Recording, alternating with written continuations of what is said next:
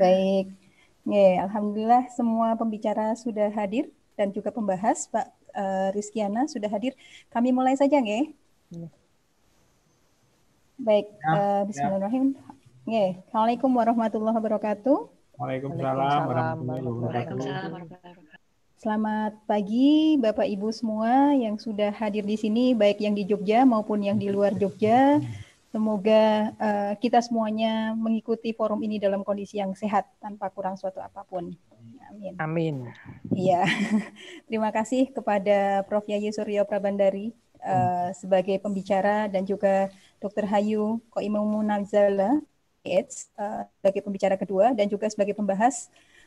Kita istimewa sekali hari ini karena sebagai pembahas telah bergabung bersama kita Dr. Rizkyana Sukandiputra MKes. Beliau adalah Direktur Promosi Kesehatan dan Pemberdayaan Masyarakat Kemenkes RI.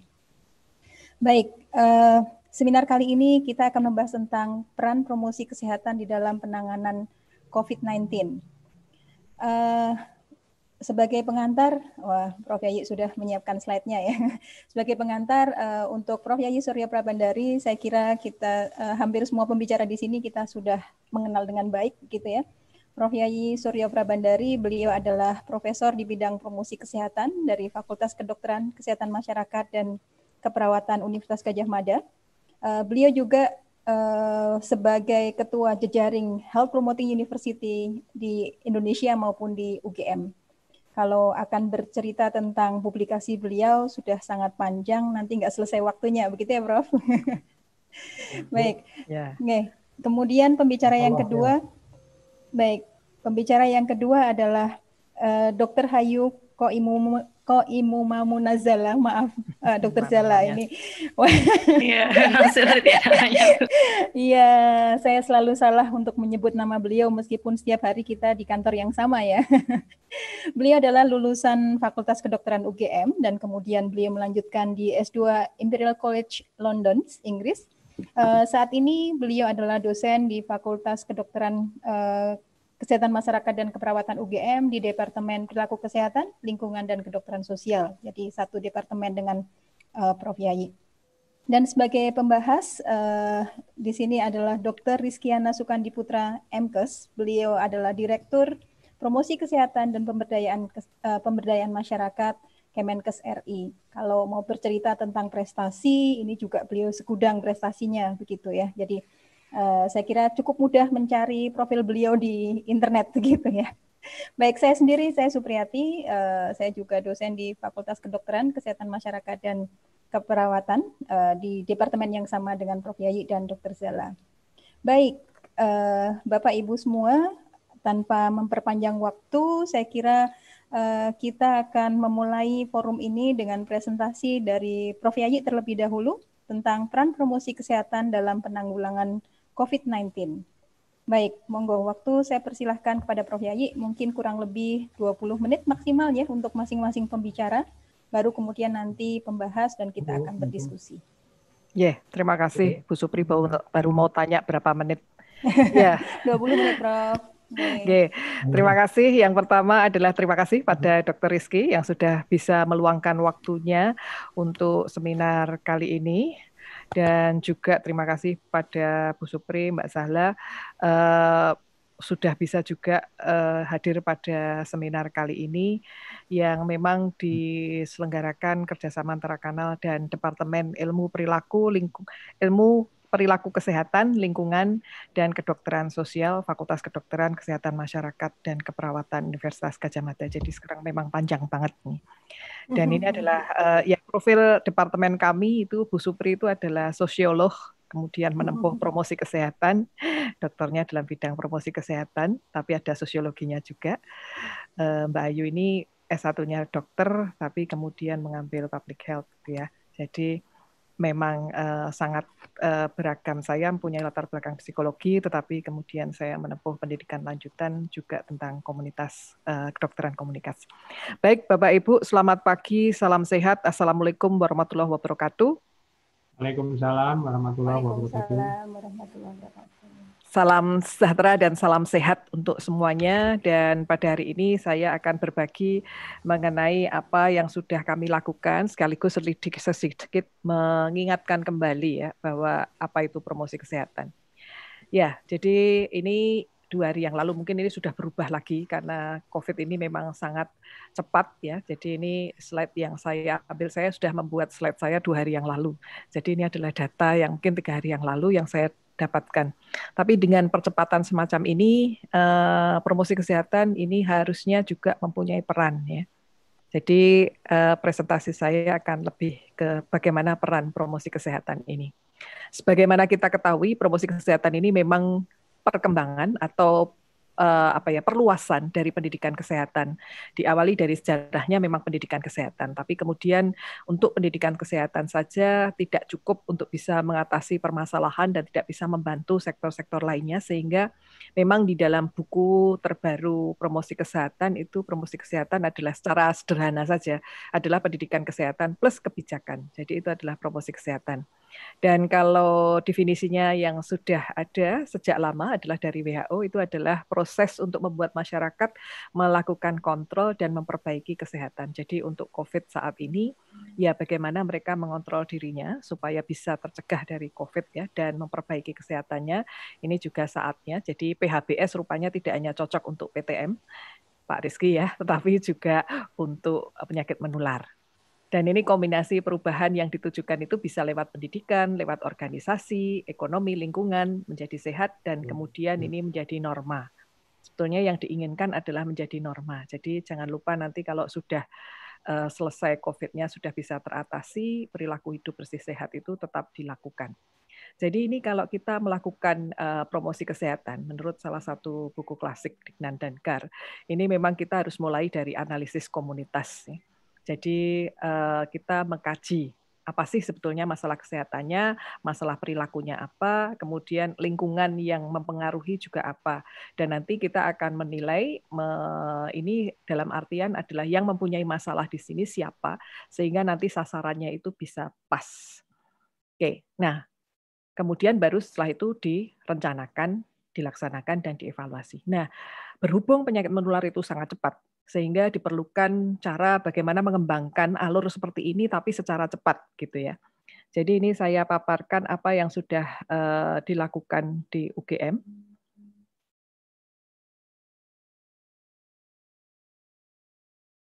Ya. Jadi HPU tidak berdiri sendiri. HPU itu adalah Health Promoting University, Universitas Gadjah Mada, yang sudah dideklarasikan oleh Pak Rektor tahun lalu. Sebetulnya di awal kami memang tujuannya yang sesuai dengan apa yang dulu kami adopsi dari AUN, Asian University Network, bahwa Health Promoting University, atau kalau di Indonesia kan bisa juga kampus yang sehat dan sejahtera, ini adalah untuk lebih banyak waktu itu adalah untuk pencegahan penyakit tidak menular ya. Tetapi pada saat tiba-tiba kita negara Indonesia ada penyakit menular, nah ini akhirnya HPU ini juga harus sedikit switch gitu ya, untuk bagaimana caranya supaya kita juga membantu untuk tim lain di dalam mengendalikan dan memberikan pemahaman pada masyarakat, pesan begitu supaya hidup sehat, tetap sehat lah begitu pada saat pandemi ini sedang berlangsung. Nah, pada saat analisis komunitas ini memang secara cepat kami mempunyai beberapa grup WA, dan salah satunya adalah grup WA untuk media kesehatan, media promosi kesehatan, yang itu di situ ada beberapa tim. Tim dari HPU, tim dari Humasnya Universitas Gadjah Mada, timnya dari kedokteran tropis, kemudian ada beberapa tim lain ya yang juga bekerja sama di situ. Nah, ini kita melakukan kajian ya, sebetulnya permasalahannya apa, dan beberapa hari kemudian kami juga mendapatkan bantuan ini dari Visipol, tim media yang menganalisis sebetulnya pesan-pesan apa sih yang berseliweran di media sosial ya, di masyarakat, sehingga itu kami coba untuk kami kaji sehingga kemudian dikembangkan pesan yang dibutuhkan dan juga untuk meluruskan begitu ya pesan-pesan yang berseliweran di media sosial. Dan ini targetnya juga bermacam-macam. Nah, tetapi sebelum kami mengupload atau mengunggah pesan tersebut, itu kami juga mempunyai beberapa ahli untuk mereview pesan itu. Jadi misalnya pesan tentang masker, maskernya itu dipakai kapan, pesan tentang cuci tangan. Terakhir ini adalah pesan berjemur, ini lagi berdiskusi cukup alot karena pendapatnya juga berbeda-beda ahlinya gitu ya. Jadi ini juga sedang direview, nanti yang benar atau akurat itu baru kita rencanakan untuk tayangkan. Dan ditayangkannya ini pun kami juga identifikasi karena kami juga punya banyak relawan yang nanti akan disampaikan oleh Dr. Zala, dan relawan ini juga turut membantu bagaimana pelaksanaan promosi kesehatan. Terus kami juga mempunyai mahasiswa. Mahasiswa ini juga di dalam pembelajaran ada yang koas, ada yang CFHC. CFHC itu di Fakultas Kedokteran Universitas Gadjah Mada ada satu program di mana mahasiswa S1 Fakultas Kedokteran bersama-sama 3 prodi, prodi dokter, prodi kesehatan, prodi keperawatan dan prodi gizi, mereka sama-sama untuk mendampingi masyarakat, satu mahasiswa satu keluarga, dan ini juga kita lakukan. Kebetulan mahasiswa S2 kami promosi kesehatan itu juga sedang ada pembelajaran lapangan, sehingga ini juga bisa kami berikan juga. Jadi pelaksanaannya ini kita identifikasi saluran dan kita kolaborasi dengan tim lainnya. Tim lainnya tadi yang saya sebutkan tadi, untuk tim yang koas misalnya ya memang bekerja sama dengan timnya koas. Kemudian untuk pembelajaran ya kita berkoordinasi juga dengan tim pembelajaran tersebut. Ya, nah sasaran promosi kesehatan memang multi tahap, bisa individu, organisasi, komunitas, dan bahkan pemerintah ya. Dan ini melalui beberapa strategi yang ada.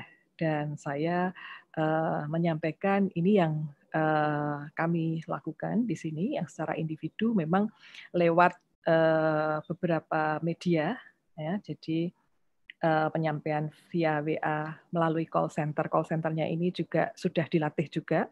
Nanti akan disampaikan secara detail oleh Mbak Sahla. Kemudian kolaborasi ini dengan beberapa tim di UGM, ini organisasi dan juga pembelajaran di S2 IKM, khususnya peminatan promosi kesehatan. Kemudian untuk komunitas ini adalah yang tadi disasar oleh pembelajaran yang anak-anak tingkat S1. Jadi mereka dengan juga sudah dilatih dulu, di briefing dulu, dan mengambil beberapa media yang ada di laman atau websitenya Health Promoting University, mereka menyampaikan pada masyarakat. Kemudian ya melalui beberapa petinggi ini juga melakukan advokasi pada pemerintah. Ya, strategi untuk perubahan perilaku sebetulnya memang cukup banyak dan beragam, mulai dari pemberian KII atau informasi, bisa melalui pemasaran, kemudian insentif, restriksi, indoktrinasi, ataupun peraturan. Ya mungkin dalam COVID ini kadang-kadang kalau kita lihat di Cina, itu yang dilakukan adalah ini ya, restriksi dan indoktrinasi. Ya, jadi ini memang ada beberapa strateginya, dan ini adalah caranya ya. Caranya bisa kita ke organisasi, bisa kelompok masyarakat, dan ini yang saya lingkari adalah yang sudah kita lakukan. Jadi kita sudah secara virtual sudah, ini melalui informasi, dan kemasannya itu timnya yang dari Visipol dan Humas ini mengemas dengan lebih baik gitu ya, desainnya lebih baik gitu ya. Kemudian yang kelompok masyarakat dan masyarakat ini didekati dengan tadi para mahasiswa S2 kami berada di sekolah, kami sedang bekerja sama dengan SD dan juga salah satu fakultas di Universitas Gadjah Mada. Jadi ini juga dilakukan. Nah, seiring dengan itu HPU yang kebetulan memang di penasehatnya adalah Wakil Rektor Prof. Bambang, ya namanya sama dengan kepalanya Pak Rizky. Anak buahnya, maaf kebalik. Jadi peraturan ini adalah sudah ada surat edaran rektor, sehingga semua mahasiswa memang dan semua staf dan tendik ini memang bekerja ataupun belajar dari rumah ya. Tetapi meskipun demikian mereka menerima beberapa hal, dan kebetulan UGM juga membuat tracing ya lewat sistem Ya, jadi itu yang dikerjakan oleh teman-teman dari EPIT untuk melacak mereka. Kita ketahui bahwa kecepatan informasi di era digital ini memang 4.0 ini memang cukup cepat ya. Kalau zaman dulu informasi itu agak lambat, kemudian web based, sekarang digital ini satu informasi saja keluar sangat cepat. Sehingga apa yang terjadi? Jadi informasi akurat tentang COVID-19 dan informasi yang hoax, maksudnya yang kurang benar, ini juga banyak, sehingga masyarakat itu bingung, panik, bertindak berdasarkan rekomendasi khalayak gitu ya. Sehingga apa yang harus dilakukan oleh kita dengan beberapa strategi tadi? Ya saya kira peran promotor kesehatan banyak. Ini beberapa di antaranya yang jelas karena kita memang harus stay at home, sehingga kampanye daring pesan akurat ini penting. Nah, dari mana kita mendapatkan pesan akurat? Pergilah ke laman-laman yang dimiliki oleh organisasi-organisasi atau badan yang resmi seperti Kemenkes, Direktorat Promkes, atau universitas yang ada fakultas kesehatannya. Meskipun tidak pun mereka juga mengambil, maaf ini ke, dan kemudian sebentar saya ya kepencet. Ya, jadi meskipun itu tidak ada fakultas kesehatannya, tapi saya kira kalau badan resmi itu pesannya saya kira sudah di screen gitu ya. Jadi jangan kita juga ikut menyampaikan pesan-pesan yang tidak akurat. Sehingga memang peran yang keduanya adalah menjelaskan, dan kalau kita dapat pesan yang tidak akurat itu yang menyetop, sambil juga kita menjelaskan gitu pada yang lain bahwa pesan itu kurang benar gitu. Yang benar adalah berikanlah mereka pesan yang akurat. Dan perlu ada penggalangan kerjasama antar organisasi, karena mungkin kalau orang promosi kesehatan kadang-kadang kita perlu bertanya, disinfektan itu memang betul-betul tidak aman disemprotkan pada orang, kenapa? Nah itu kan ada ahlinya. Ya. Demikian pula matahari, ini sedang kita tanyakan pada yang ahli kulit. Ya. Jadi sebetulnya yang sehat itu yang berapa jam gitu ya. Jadi pesan itu memang harus ada reviewnya ya sebelum kita upload. Sehingga kita organisasi kita mungkin kita tidak mempunyai ahli-ahli itu, tapi kita bisa bekerja sama. Dan tentu saja salah satu yang bisa meningkatkan kekebalan adalah perasaan tidak panik, tidak tertekan. Sehingga kita perlu menyampaikan pesan positif, menyampaikan lagi masalah PHBS dan germasnya, karena ini ternyata sangat bermakna, karena kita harus hidup sehat, ya, cuci tangan, hidup bersih sehat, kemudian olahraga, tidak merokok, makan buah dan sayur, dan kita melakukan cek ya, mungkin pada screening yang awal. Kalau kita memang ada sesuatu kita konsultasikan, dan tentu saja juga bisa melakukan advokasi teman-teman. Ya, jadi advokasi ke pemerintah, yaitu bisa lewat ada beberapa salurannya juga searah dengan pengendalian COVID. Ya, saya kira itu Bu Supri yang bisa saya sampaikan. Jadi sebetulnya masih banyak juga peran yang lain, tapi untuk saat ini ada beberapa yang tadi sudah saya sampaikan. Terima kasih, saya kembalikan.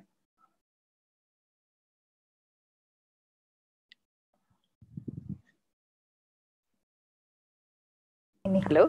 Yeah. Ya, halo. Baik, terima kasih banyak Prof. Yayi atas pemaparannya. Terima kasih juga kepada para peserta. Ini saya informasikan saja bahwa seminar kali ini kebetulan pesertanya sudah full 300 ya. Kita load-nya 300 dan ini sudah full.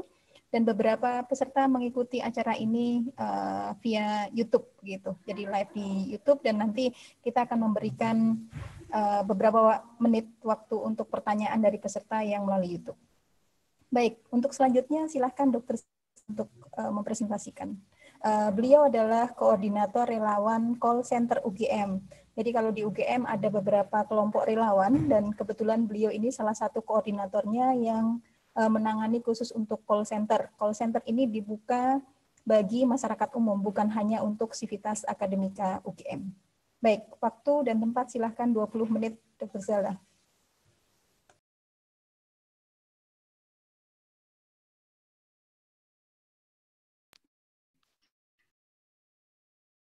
Baik, Assalamualaikum warahmatullahi wabarakatuh.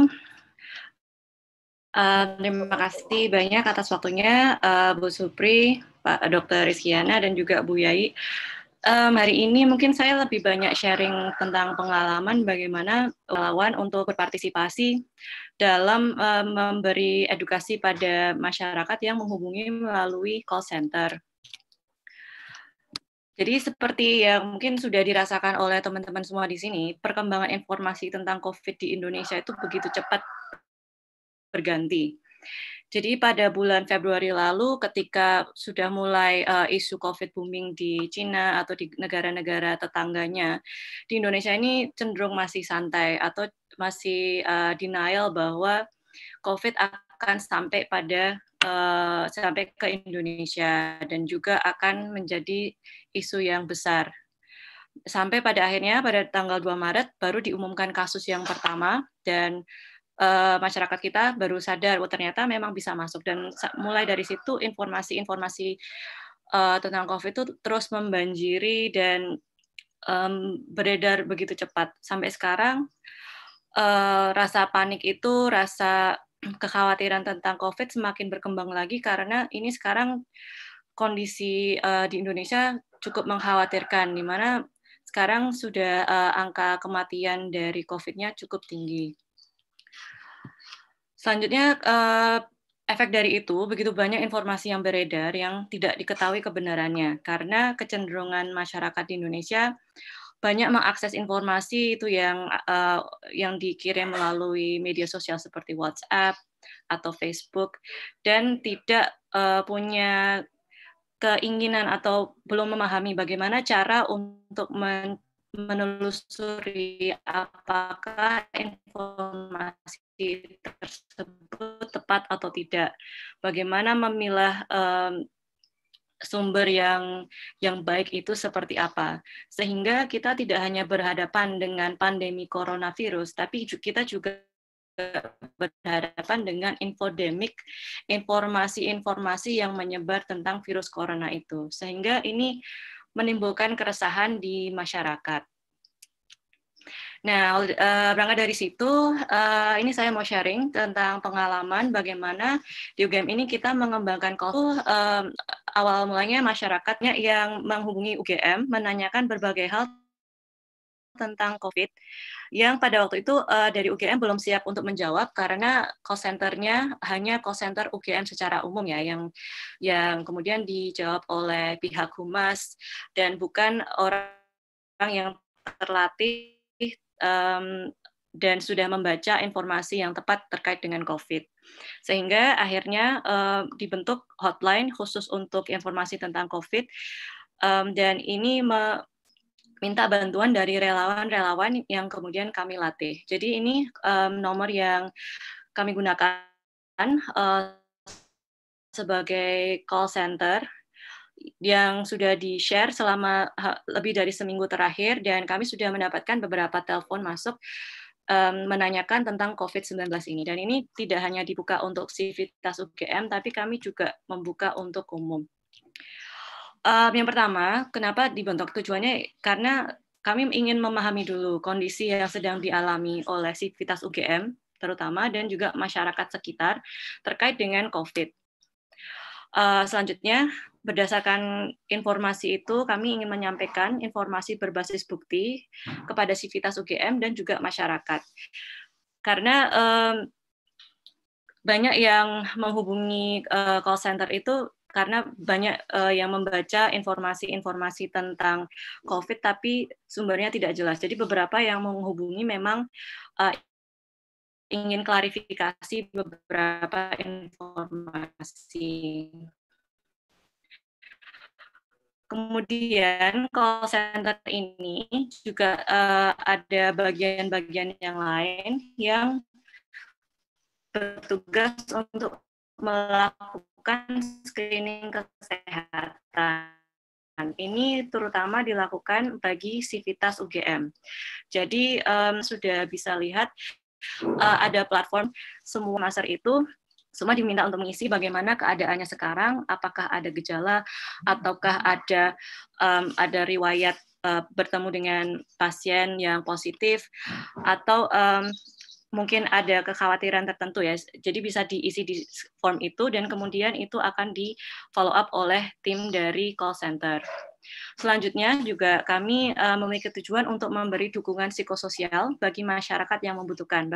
Barangkali ada yang merasa cemas atau ada yang khawatir dengan kondisinya, misalkan ada gejala dan ada kekhawatiran terkait itu, atau memang cemas secara umum karena mulai bekerja dari rumah sehingga tekanan-tekanan dari pekerjaannya ditambah dengan tekanan dari rumah akhirnya membuat kesehatan mentalnya terganggu begitu. Nah, di sini kami call center-nya kami bagi menjadi 3.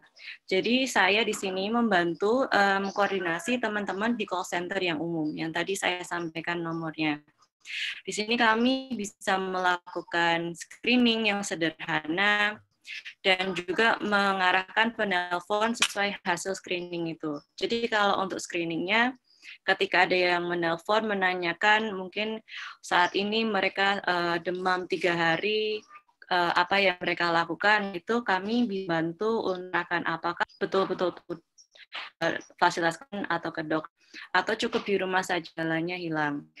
Kemudian kami juga menjawab pertanyaan, jadi informasi-informasi yang tepat yang sebaiknya disampaikan atau ditanyakan oleh penelpon. Kemudian yang terakhir kami juga menampung keluhan dan saran, barangkali ada permasalahan di sekitar UGM atau permasalahan di masyarakatnya sendiri. Karena sekarang ini mungkin banyak warga yang mulai panik dan ada inisiatif untuk melakukan pencegahan, tapi kemudian yang dilakukan kurang tepat ya. Misalkan contohnya harusnya disinfektan itu cukup dengan cuci tangan saja, tapi kemudian sekarang mulai banyak yang menyemprot warga dengan cairan yang kita nggak tahu keamanannya itu seperti apa. Jadi kami juga bisa menampung informasi seperti itu. Selanjutnya dari call center juga ada call center case management yang ini khusus untuk Sivitas UGM. Jadi yang sudah mengisi form dan ada gejala atau ada indikasi bahwa mahasiswa atau dosen atau pegawai di UGM ini punya kekhawatiran dan harus dirujuk ke fasilitas kesehatan, dari tim case management ini akan menghubungi dan menanyakan kondisinya dan memberi saran sesuai dengan kondisinya. Jadi kalau yang case management ini mereka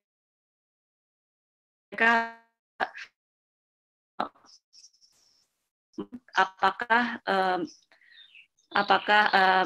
pegawai atau mahasiswa ini kondisinya baik-baik saja atau perlu dirujuk seperti itu. Jadi melakukan monitoring harian dan mengarahkan ke fasilitas kesehatan apabila sudah membutuhkan.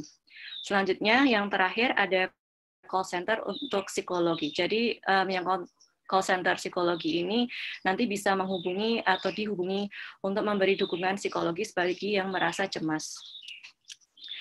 Nah, dalam membuat sistem call center ini, karena ada begitu banyak yang berperan ya, jadi sebetulnya ini masih salah satu dari program dari HPU yang dikembangkan yang tadi disampaikan oleh Prof. Yai.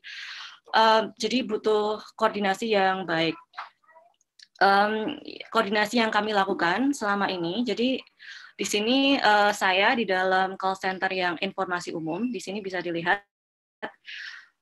kami bisa berkoordinasi dengan yang tim call center psikologi, kemudian dengan tim call center yang case management. Jadi apa yang bisa dilakukan ketika ada penelpon masuk ke yang informasi umum, kami lihat dulu apakah ini menanyakan tentang bagaimana pencegahan COVID. Jadi kalau misalkan itu hanya sifatnya edukasi saja, nanti akan dijawab oleh tim dari call center informasi umum. Tapi kalau misalkan dari penelponnya punya keluhan, saya demam 3 hari, batuk, mulai sesak. Nah, kalau seperti itu, kami akan merujuk ke tim case management, supaya nanti bisa dimonitoring sehari-hari seperti apa kondisinya, dan bisa memberi arahan yang lebih detail terkait dengan penanganan medisnya, dan kalau dibutuhkan nanti dirujuk ke fasilitas kesehatan. Atau kalau misalkan dari yang menelpon ini tidak ada masalah fisik, tapi mungkin khawatir saja, dari tim relawan call center juga bisa mengarahkan ke call center yang psikologi. Nah, ini karena kami menggunakan relawan yang mungkin background pendidikannya tidak semuanya dari bidang kesehatan kedokteran, jadi memang tidak semuanya bisa menjawab tentang bagaimana pengobatannya atau tindakan-tindakan medis yang harus dilakukan. Di sini kami ada level 1. Level 1 ada relawannya dari background-background yang bermacam-macam itu. Kemudian nanti di level 2-nya ada tim yang bersifat sebagai koordinator yang dari background medis seperti saya. Jadi saya posisinya di sini ada di level 2. Nah, kemudian relawan ini mereka menampung informasi atau pertanyaan dan mereka menjawab sesuai dengan SOP atau panduan yang kami buatkan sebelumnya, dan bisa merujuk ke salah satu, atau kalau ada jawaban yang belum diketahui nanti bisa koordinasi dengan level 2-nya. Dan ini berlaku untuk semua call center yang ada. Begitu. Jadi kalau misalkan dari level 1 mereka menerima telepon dan ini arahnya mungkin butuh bantuan psikologis, nanti bisa langsung diarahkan. Kalau misalkan ini butuhnya ke arah pemantauan medis, nanti bisa diarahkan ke case management. Tapi kalau ada pertanyaan yang masih belum bisa dijawab, dari jawaban yang pasti. Karena sekarang ini informasi tentang COVID itu beredar begitu cepat, dan panduannya juga ganti terus. Mungkin jadi akhirnya benar-benar harus dipastikan betul-betul bahwa tim relawan menjawab sesuai dengan panduan atau pedoman yang terbaru. Begitu. Dan kalau misalkan sifatnya yang masih tidak urgent, biasanya kami juga punya sistem dokumentasi di mana tim relawan bisa mengisi ke dalam Google Form untuk kemudian ditindaklanjuti oleh koordinator yang biasanya kami periksa mungkin 3 kali sehari apakah ada yang mengkhawatirkan dan perlu dirujuk atau tidak. Tapi kalau sifatnya urgent, nanti mereka dari tim relawan langsung menghubungi koordinator untuk dapat jawaban yang lebih pasti. Nah, ya kurang lebih tadi yang seperti yang saya sampaikan. Jadi ada level 1 yang sifatnya relawan call center, level 2 seperti saya yang menjawab pertanyaan yang teknis, baik itu mungkin kaitannya dengan rumah sakit rujukan atau informasi-informasi klinis dan psikologis yang kita coba koordinasikan dengan tim-tim yang lain. Dan apabila dari level 2 ini masih belum bisa memberi jawaban karena mungkin arahnya ke kebijakan seperti apa ini yang sedang dilakukan oleh UGM dalam menghadapi COVID, atau mungkin perlu koordinasi yang lebih lanjut dengan dinas kesehatan dan seperti itu. Nanti kami mengirim informasi itu ke level 3 yang lebih ke arah rujukan ke kebijakannya. Jadi ini yang levelnya lebih tinggi. Untuk koordinasinya kurang lebih seperti ini. Jadi tadi dari call center bisa menghubungi koordinatornya, kemudian direfer ke program yang lain, seandainya membutuhkan referral seperti itu. Dan ini mungkin di luar call center umum dan juga psikologi dan case management. Kami juga ada program-program yang lain yang dikembangkan oleh HPU, tapi mungkin tidak bisa saya sampaikan langsung sekarang. Nah, tentu dengan sistem yang seperti itu, kita butuh banyak SDM. Jadi tidak cukup SDM itu dari dosen atau dari karyawan di UGM, sehingga akhirnya dipilih opsi untuk membuka rekrutmen bagi relawan mahasiswa dan alumni. Jadi waktu itu kami buka rekrutmennya untuk operator call center dan kemudian untuk tim melakukan triase atau screening kesehatan, dan juga ada tim yang bisa menyiapkan bahan media kesehatan. Dan data dari rekrutmen yang kami buka, yang mendaftar bisa sampai 600 mahasiswa dan alumni. Jadi memang potensi untuk ini sangat bagus, memang bisa dikelola dengan baik. Yang ini setting COVID darurat pada umumnya, di mana mungkin kalau ada gempa bumi atau ada kondisi lain, banyak relawan itu nanti mungkin turun tangan langsung membantu masyarakat yang terkena dampak dari kondisinya. Nah, kalau di COVID ini kami harus bisa menjaga supaya kontak fisik itu paling minimal. Dan apalagi di sini relawan kami adalah mahasiswa yang kami di UGM punya tanggung jawab untuk menjaga supaya mereka juga tidak tertular. Jadi memang kami upayakan supaya kontak fisik itu minimal. Jadi seluruh komunikasi dilakukan secara daring. Sehingga program yang kami kembangkan pun sesuatu yang sifatnya bisa dikerjakan oleh mahasiswa atau alumni secara daring. Dan saat ini pertemuan langsung yang dilakukan hanya saat kami menyerahkan nomor dan handphone ke relawan. Di luar itu semua pekerjaan bisa dilakukan di rumah atau kosnya masing-masing. Nah, dari sekitar 600 mahasiswa itu yang mendaftar, tentu nggak semuanya bisa kami masukkan ke semua tim. Jadi harus dibagikan sesuai dengan kualifikasi atau kemampuan atau minat masing-masing. Jadi di tim case manager yang mereka nanti melakukan screening kesehatan, di sini diprioritaskan untuk mahasiswa yang asalnya dari jurusan pendidikan dokter atau dari keperawatan. Karena dibutuhkan pengetahuan klinis yang lebih mendalam. Kemudian kalau untuk yang tim call center umum, kami di sini dimaksudkan untuk mahasiswa yang asalnya dari kesehatan masyarakat, dari gizi, dari farmasi, atau kedokteran gigi. Jadi yang sifatnya kesehatan non-kedokteran atau non-keperawatan. Karena sifat informasi yang disampaikan memang akan lebih banyak yang arahnya ke kesehatan. Jadi harapannya tim call center juga bisa menjawab dengan baik atau bisa menerima informasi itu dan mencerna dengan baik informasi yang mana yang tepat. Selanjutnya juga ada tim dari psikologi. Di situ ada mahasiswa dari psikologi dan juga relawan yang terlatih sebagai konselor psikologi. Nah, dalam mempersiapkannya, ini saya dalam melakukan kegiatan call center ini, saya bagi menjadi persiapan, training, uji coba, dan kemudian ada revisi informasi. Jadi pada tahap persiapan, kami perlu menyiapkan dulu. Ada SOP yang harus diikuti oleh seluruh relawan, supaya kami bisa memastikan bahwa informasi yang disampaikan itu sudah kami saring, sehingga tidak ada informasi yang salah. Dan apabila dari relawan ada informasi yang masih belum jelas, mereka juga bisa menjawab kalau mereka akan melakukan konsultasi terlebih dahulu dengan ahlinya, supaya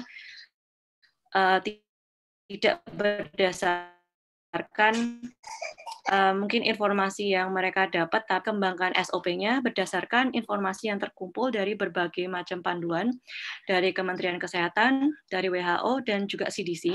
Dan ini adalah informasi atau media yang sudah disaring oleh HPU dan di-upload juga di websitenya HPU. Jadi informasi yang sudah dipastikan itu. Kemudian seluruh call center juga menjawab sesuai dengan SOP, termasuk juga bagaimana mereka berkomunikasi itu juga kami atur supaya kalau misalkan berhadapan dengan masyarakat yang mungkin tenang, mungkin tidak ada kendala ini panik, dan tim mereka juga diberi sedikit pelatihan tentang bagaimana menjawab pertanyaan dalam keadaan seperti itu. Persiapan yang selanjutnya adalah kaitannya dengan logistik. Jadi di UGM ini kita bekerja sama dengan salah satu provider telepon, dan kami punya, untuk 3 call center ini sebenarnya kami punya 3 nomor, dan ini nomornya bisa menyambung ke banyak SIM card.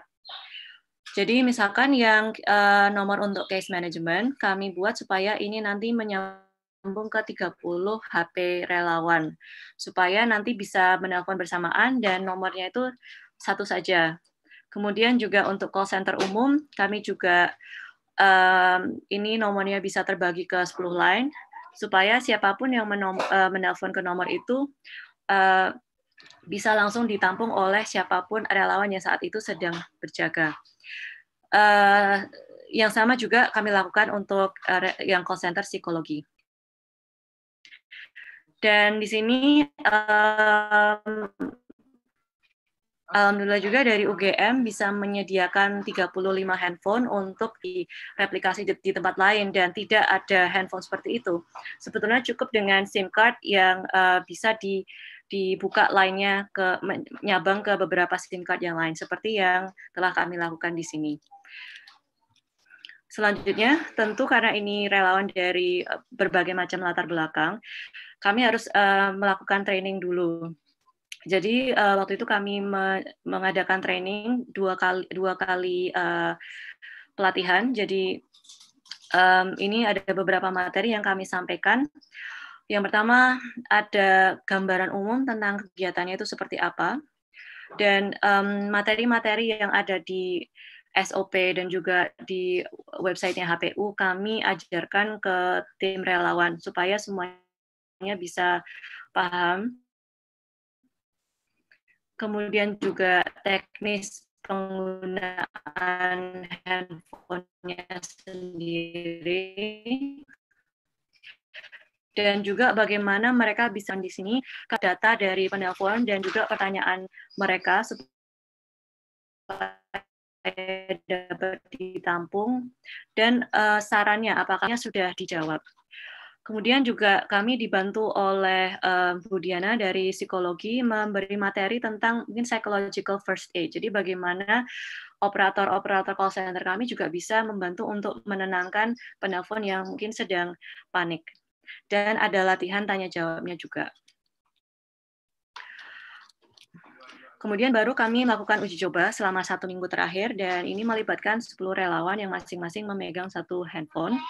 Tapi kami bagi menjadi 5 shift. Jadi sekali jaga ada 2 relawan. Dan kemudian kami sebar informasi tentang call center ini di berbagai macam saluran media sosial yang dimiliki oleh UGM, baik itu dari Instagram atau Facebook, atau kami juga sebar melalui WhatsApp. Ternyata memang masih ada beberapa kendala-kendala teknis yang dialami oleh relawan, sehingga kami setiap hari selama 3 hari kami coba melakukan diskusi atau briefing tentang mungkin informasi-informasi apa saja yang tidak terjawab, atau apakah ada dokumentasi atau media pendukung yang belum dikembangkan yang ternyata dibutuhkan, atau mungkin ada perbaikan sistem menjawab sesuai dengan dinamika kebutuhannya. Jadi kadang mungkin kami buat shift-nya itu tidak sesuai karena pada jam tertentu lebih banyak penelponnya sehingga dibutuhkan relawan yang lebih banyak seperti itu. Dan dari tim koordinator kami juga nanti ada alokasi SDM yang secara rutin mengikuti perkembangan informasi tentang COVID, dan selalu setiap hari kami berusaha untuk melakukan revisi pada SOP-nya supaya selalu terupdate. Nah, ini hasil sementara dari perolehan telepon yang masuk ke call center. Jadi selama uji coba 1 minggu kami dapat 35 penelpon. 82% diantaranya dari sivitas UGM dan 18% dari masyarakat.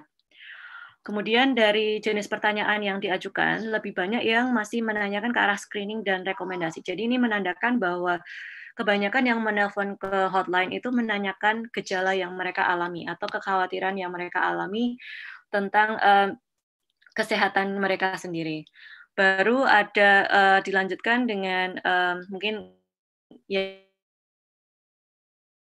menanyakan edukasi tentang COVID, bagaimana pencegahannya, apa saja yang harus dilakukan. dan kebijakan terkait dengan sistem surveillance. Kalau yang kebijakan tentang sistem surveillance-nya mungkin ini lebih banyak menanyakan tentang kebijakannya UGM sendiri. Baru setelah itu ada pertanyaan atau masukan lain yang masuk dari penelpon-penelpon kami. Ya, jadi mungkin itu yang bisa saya sampaikan. Jadi sharing tentang pengalaman kami mengembangkan call center yang memanfaatkan relawan-relawan dari mahasiswa atau alumni UGM sendiri. Jadi seperti yang kita tahu, begitu banyaknya informasi yang masuk, sehingga memang dibutuhkan saluran untuk konsultasi secara daring. Dan sistem ini menurut saya memang bisa jadi opsi yang baik, mungkin bisa dikembangkan oleh kampus-kampus yang lain juga. Barangkali mereka juga punya akses untuk banyak mahasiswa yang ingin membantu juga. Mungkin dari saya itu saja. Terima kasih. Saya kembalikan waktunya, Bu Supri. Baik, terima kasih banyak Dr. Zala. Banyak informasi ya, dan mungkin sebagai tambahan informasi sedikit bahwa saat ini pun sedang dilakukan pelatihan ya, Dr. Zala ya. Sedang ada pelatihan. Iya, betul Bu Supri. Ya, yang ini kemudian tadi pagi dibuka langsung oleh Prof. Bambang selaku Warek SDMA UGM. Baik, untuk selanjutnya saya persilahkan kepada Direktur Promosi Kesehatan dan Pemberdayaan Masyarakat Kemenkes RI, Bapak Dr. Rizkiana Sukandi Putra, MKes. Monggo silahkan. Ya, terima kasih. Bisa dipantau? Bisa dengar? Ya. Oke, terima kasih. Dengan baik. Ya. Assalamualaikum warahmatullahi wabarakatuh. Prof. Yayi, Bu Hayu Kaimu Munazalah, ya, Bu Supri, dan Bapak Ibu sekalian, saya mengapresiasi sekali apa yang dilakukan oleh Bapak Ibu sekalian, dan saya kira saya menyempatkan hadir di Vicon ini. Mohon maaf Bu Supri, tadi saya hanya bisa mengakses setelah jam 10 gitu Bu ya. Jadi hanya diizinkan jam 10 lebih 1 menit saya baru bisa mengakses.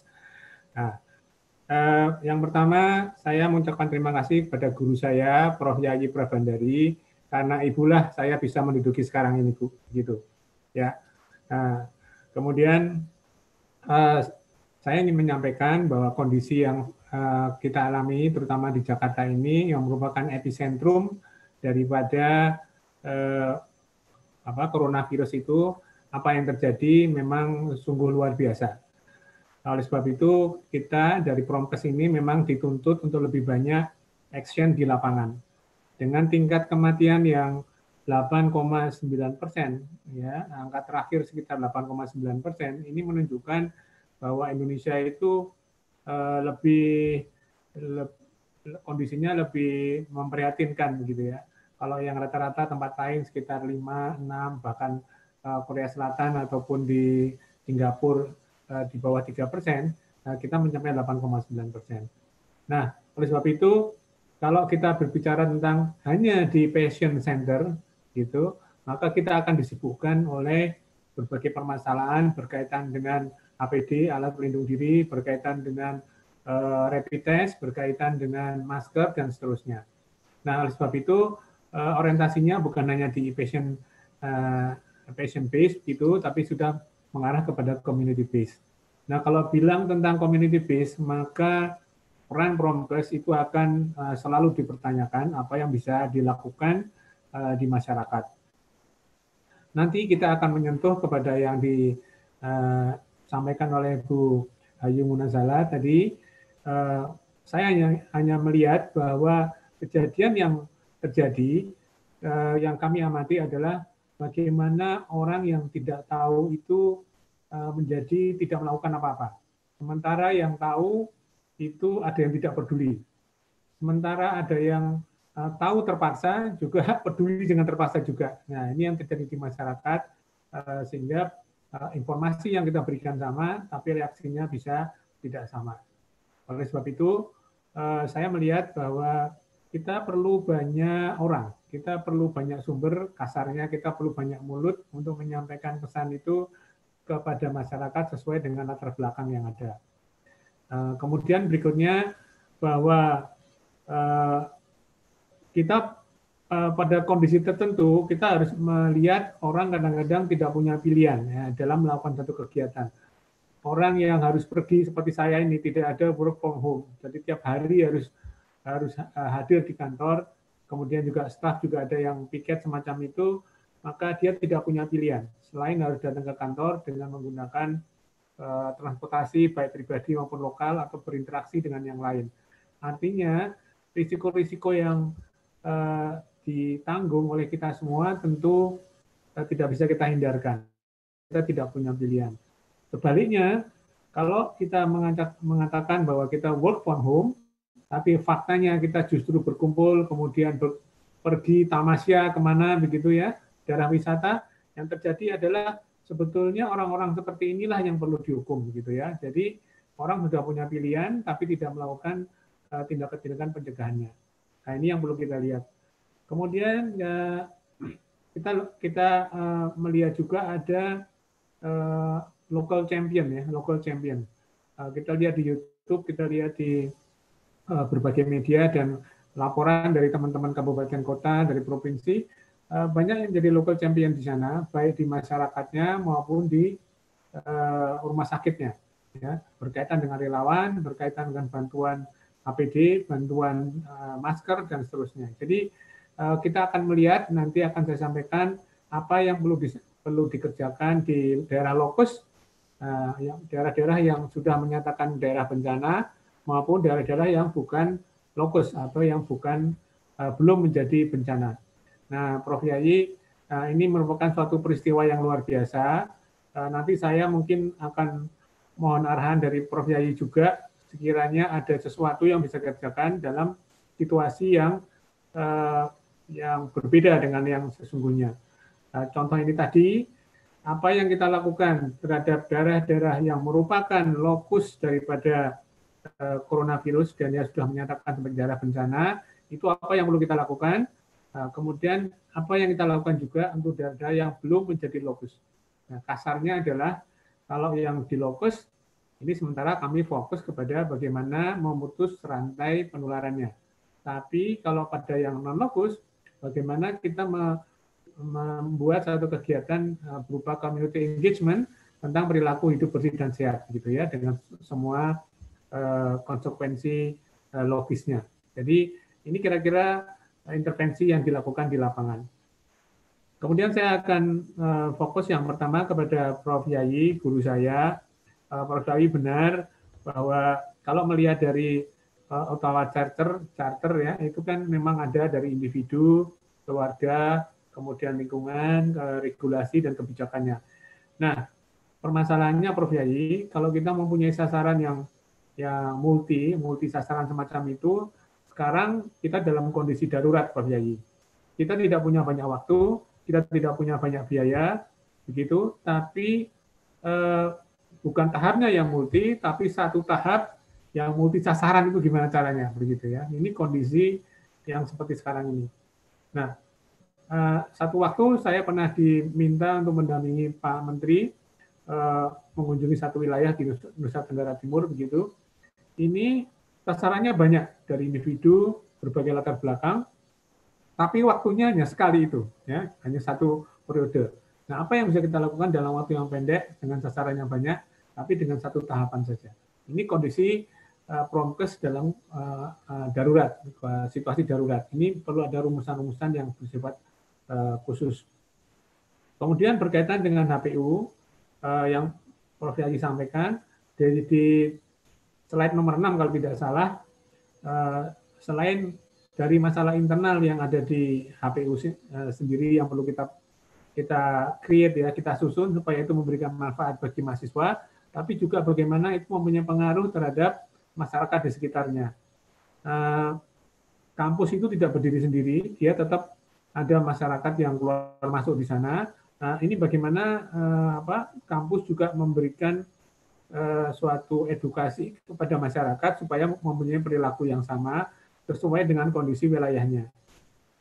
Kemudian kita melihat yang ketiga, slide nomor 6 tadi, bagaimana community based approach dilakukan Prof. Yayi di kondisi yang semacam itu di sekitar kampus, di mana kita memandang bukan hanya di sisi layanan saja, bukan saja di sisi hospital saja, tapi bagaimana semua harus kita pandang.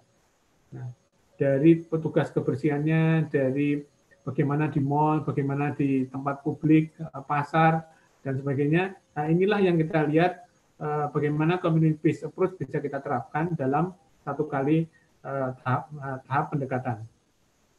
Kemudian yang keempat, Prof. Yayi, slide nomor 8 yang saya lihat dari Prof. Yayi, di situ menjelaskan tentang strategi perubahan perilaku. Nah, ini bagaimana strategi perubahan perilaku bisa kita lakukan pada situasi darurat kesehatan seperti yang ditetapkan oleh pemerintah. Jadi bentuk yang normal itu untuk kondisi yang situasional seperti sekarang itu agak sulit kami terapkan, Prof, di dalam real world yang kita hadapi di masyarakat.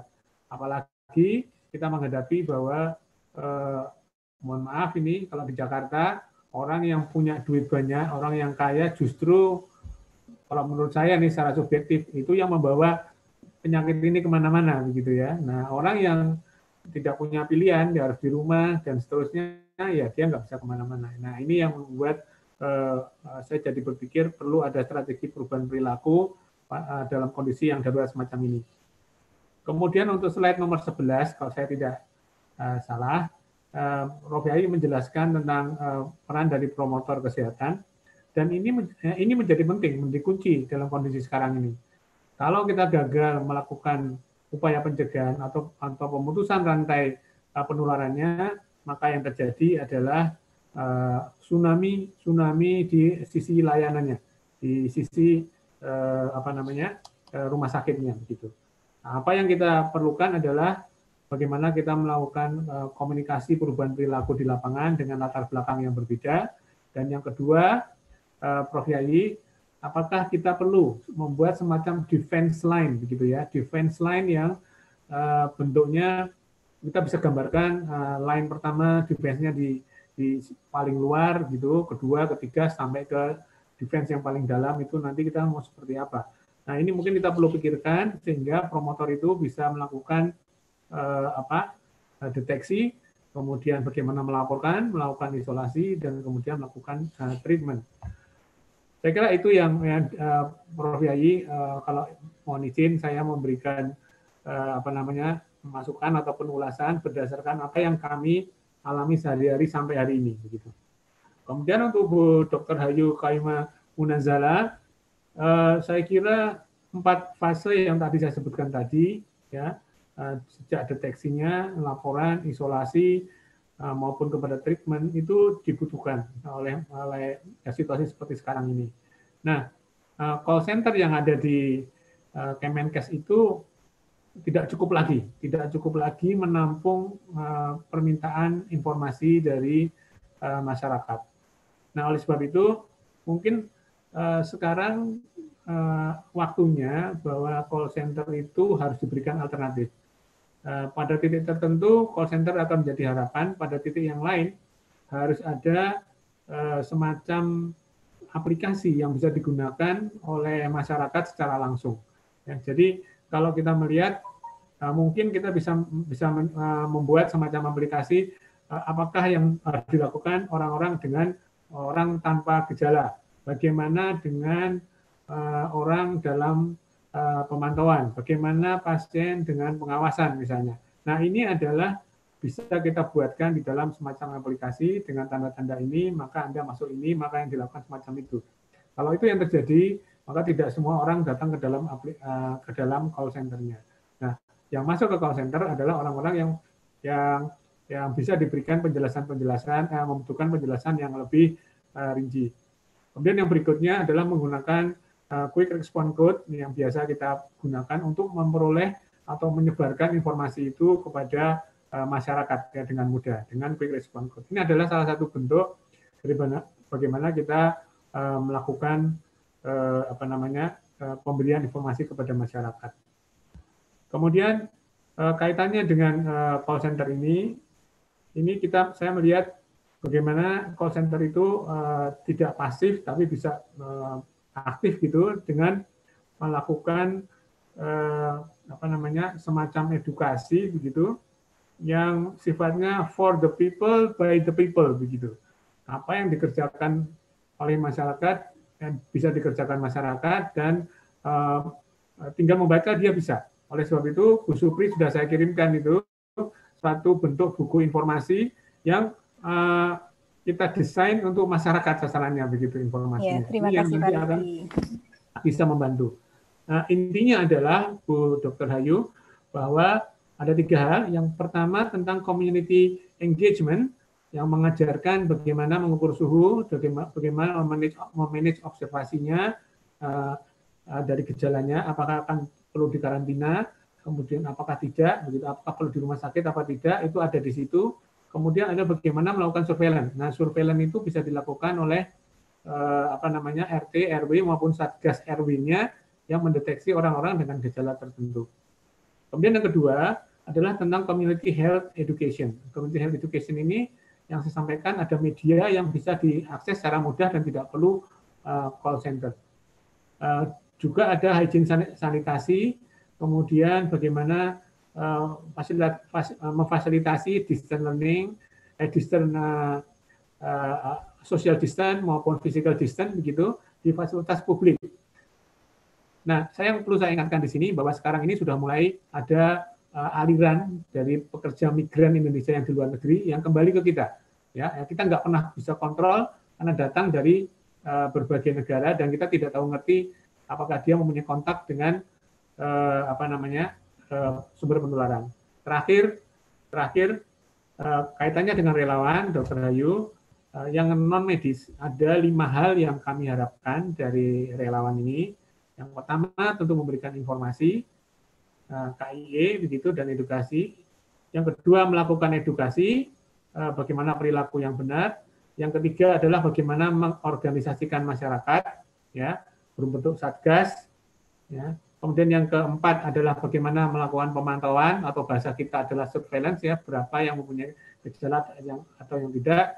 Dan yang kelima adalah bagaimana kita membantu alur logistik untuk mereka yang melakukan karantina mandiri semacam itu. Nah, inilah yang kami harapkan daripada para relawan. Jadi itu yang bisa saya sampaikan, Bu Supri. Mohon maaf saya tidak sempat lagi membuat slide, ya, karena waktunya sudah demikian mepet. Intinya dari semua sampaikan saya tadi ada 3 hal.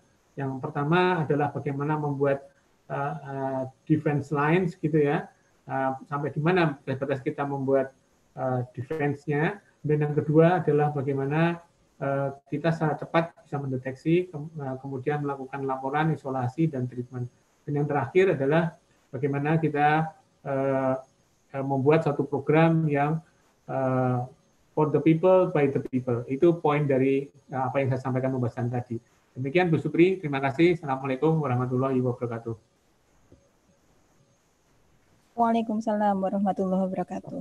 Baik, terima kasih banyak Dr. Rizky yang sudah memberikan pembahasan yang cukup komprehensif, ya, untuk kedua narasumber, kedua materi, baik terkait dengan materi peran relawan, peran promosi kesehatan, maupun bagaimana kemudian peran relawan itu sendiri di dalam penanganan COVID-19 ini. Baik, terima kasih Ibu Bapak. Nyun Sewu, ini kebetulan karena seperti yang tadi saya sudah sampaikan bahwa peserta sudah penuh 300, sehingga kita membuka link di YouTube. Jadi ini di online-kan di YouTube, dan sudah cukup banyak pertanyaan, ada 10 pertanyaan yang dari YouTube. Mungkin sebelum ke sebelum yang peserta yang bisa online begitu, ya, saya bacakan dulu pertanyaan dari teman-teman. Ini ada cukup banyak tapi sudah saya rangkum karena dari 10 penanya itu ada beberapa hal yang sama. Jadi yang pertama ini monggo nanti baik dari Prof. Yayi, Dr. Zala maupun dari Dr. Rizky. Yang pertama adalah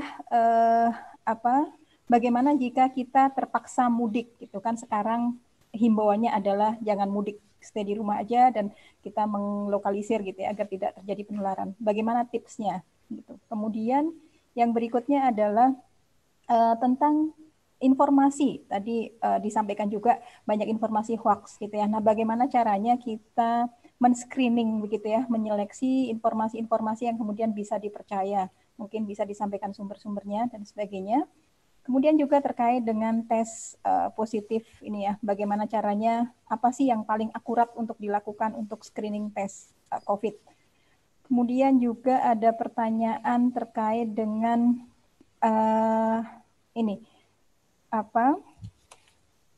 apakah kemudian orang yang sudah terkena COVID, kemudian sembuh, apakah bisa terjadi reinfeksi, gitu ya, terjadi penularan yang berulang, gitu. Kemudian, bentar, ini cukup banyak. Ada juga pertanyaan yang menarik, bagaimana jika kita bertemu dengan orang yang tidak mau stay at home? Apa yang harus kita lakukan atau apa yang harus kita sampaikan kepada mereka? Kemudian dari Bu Vita, ini pertanyaannya adalah di saat ini kita dihimbau untuk melakukan physical distancing. Kalau dulu namanya social distancing, sekarang adalah physical distancing. Nah, bagaimana sebagai seorang promosi kesehatan, kemudian kita bisa melakukan analisis komunitas, melakukan implementasi program yang sasarannya kebetulan memang tidak banyak mengakses handphone. Kalau yang mengakses handphone ini bisa dilakukan dengan menggunakan sosial media, tapi bagaimana dengan yang mereka-mereka yang tidak mengakses handphone? Dan ini ternyata di Indonesia masih lumayan, gitu. Mungkin itu dulu, monggo silahkan dimulai dari Prof. Yayi dulu mungkin, silahkan Prof. Ya, terima kasih Bu Supri. Saya ingin mengomentari dulu yang tadi disampaikan oleh Dr. Rizky. Ya, jadi sebetulnya kalau yang tadi yang sudah disampaikan oleh Dr. Zala tadi, yang case management atau case manager itu tadi, sebetulnya mereka sudah lebih aktif. Jadi memang mereka itu timnya khusus, dan mereka memang, kami kebetulan, kalau ini untuk Civitas Akademika, Pak Rizky ya, jadi memang melalui sistem yang ada di UGM, Civitas Akademika bisa mengisi semacam survei screening begitu, dan itu memang ada hasilnya. Hasilnya itu Anda tetap terus hidup sehat, atau Anda harus berkonsultasi, atau Anda harus ke rumah sakit gitu ya. Jadi dari yang sekitar ribuan, terus akhirnya sudah didata sekitar kalau tidak salah 1.500 itu yang perlu di trace oleh tempatnya. Ini koordinatornya adalah Dr. Doni dari EPIT ya. Jadi itu yang secara aktif case finding, istilahnya begitulah ya mungkin ya. Jadi dari yang sudah di screen, kemudian itu di trace, itu juga dengan relawan tapi yang sudah dibekali dengan pelatihan yang khusus beda dengan tadi yang dikemukakan oleh Dr. Zala. Nah, kami juga tadi yang Dr. Zala juga sudah menyampaikan bahwa ada sisa cukup banyak relawan yang sekarang ini sedang dilatih juga. Ya, nanti ini masukan Dr. Rizky untuk ada 5 hal yang harus dilakukan ini nanti bisa kita diskusikan. Jam 3 nanti kita akan koordinasi dengan fakultas dan nanti akan disampaikan ke universitas juga bagaimana kita mengelola relawan yang masih ada, yang belum masuk ke call center, belum masuk ke yang case manager, tetapi mereka sudah daftar gitu Pak Rizky. Jadi mereka memang rencananya memang untuk KIE yang pertama itu, dan kita juga sedang menimbang untuk tadi yang logistik yang terakhir tadi ya, alur logistik tadi ya. Cuma kan kita sedang berpikir bahwa mereka ini kan tetap harus ada juga, karena mereka harus misalnya mengunjungi yang isolasi di rumah, berarti kan mereka harus juga dibekali dengan APD, yang mungkin APD yang tidak seperti di rumah sakit, tapi paling tidak juga lebih mengamankan mereka. Ya itu tadi, kalau untuk yang defense line nanti coba kita pikirkan, kita diskusikan ya mana yang di depan dulu. Tetapi kalau menurut saya ini kami juga terpaksa harus melakukan sambil sekalian tadi menjawab ada satu pertanyaan ya, bagaimana dengan analisis komunitas, dengan segmentasi itu ya akhirnya dikerjakan dengan cukup cepat dan kita tidak bisa sendirian. Tadi yang saya bilang bahwa kami terima kasih sekali kami mempunyai di Universitas Gadjah Mada ini ilmunya banyak gitu ya. Jadi teman-teman yang di Vispol itu membantu untuk analisis media, yang itu kita harapkan seperti analisis komunitas apa sih yang sebetulnya beredar di masyarakat, ya ketakutan-ketakutan, kekhawatiran atau pesan-pesan apa saja yang berseliweran. Jadi itu yang direview secara cepat oleh tim, kemudian diberikan pada tim media. Nah, tim media ini kemudian merancang dan kemudian tadi yang saya bilang isinya dikurasi dulu, istilahnya direview dulu, apakah sudah benar atau belum, sehingga kalau sudah benar, kemudian dikirimkan kembali, dicek lagi, kemudian didesain oleh humas, ya ini juga bukan kami langsung gitu ya. Jadi kami itu malah kayak apa ya, memanage gitu ya, apa yang ada gitu ya. Jadi ini memang kalau promosi kesehatan, kalau Anda berada di universitas, Anda bisa menggunakan sumber-sumber daya yang ada di universitas tersebut ya, apapun itu. Ini teman kami dosen yang dari teknik itu sudah gemes pengen bikin chamber gitu ya. Tapi kan ini diskusinya juga masih perlu ndak itu ya, chamber itu ya. Jadi dan yang dari Deru ini adalah kelompok untuk relawan dan kelompok siaga bencananya UGM, Pak Rizky ya. Jadi itu juga gemes juga, dan ini juga menyikapi tadi pertanyaan yang bagaimana kalau kita mendapatkan masyarakat yang tidak mempunyai akses pada handphone atau belum mempunyai handphone begitu ya. Ini yang sedang mau dikerjakan oleh Prof. Irwanti dari teknik gitu ya. Jadi ini mencoba kemarin diskusi bagaimana supaya mereka tetap aman, mereka ke sana, tetapi ya tadi physical distancing. Tapi mungkin yang dilakukan adalah mengajak para istilahnya kayak Pak Lurah dan sebagainya itu. Jadi itu yang diberikan dulu, pemahaman dulu, supaya nanti menyampaikan pada masyarakatnya. Kemarin juga muncul juga dalam diskusi itu di beberapa kampung di Jogja itu, akhirnya karena masjid ini sekarang tidak boleh untuk Jumatan, malah justru halo-halonya itu untuk mengumumkan beberapa informasi. Jadi ini juga bisa dilakukan untuk itu. Ya, jadi memang kita harus cukup harus kreatif begitu ya dalam waktu yang cukup singkat. Bu Supri, mohon maaf tadi ada pertanyaan yang saya ingin jawab tapi kok hilang. Yang dari YouTube tadi ya, bisa ditayangkan kembali. Oh, yang menampilkan, mohon maaf. Ya, monggo Mas Wahid dari kanal. Sorry ya. Nah itu, jadi keadaan yang membuat terpaksa untuk mudik ini kemarin juga kami diskusikan di tingkat universitas, dan akhirnya yang bisa dilakukan karena orang tuanya itu juga nelpon-nelpon. Jadi memaksa untuk anaknya untuk segera pulang gitu ya. Jadi yang sedang kita ajukan ini rektorat sedang juga mendiskusikan, karena kalau ini yang terjadi adalah di Fakultas Kedokteran, sehingga budekan kami Fakultas Kedokteran ini memberikan semacam informed consent tapi namanya informed choice. Jadi diberikan surat pernyataan yang dia kalau pulang dia harus melakukan A, B, C ya, artinya dia memang harus melapor, di sini melapor, nanti sampai di sana melapor dan harus isolasi. Ya, jadi ada beberapa step yang bisa dilakukan pada saat mahasiswa itu, atau entah itu dosennya mungkin ya, ini malah kalau pertanyaannya tidak mahasiswa tapi keadaan yang membuat terpaksa untuk mudik.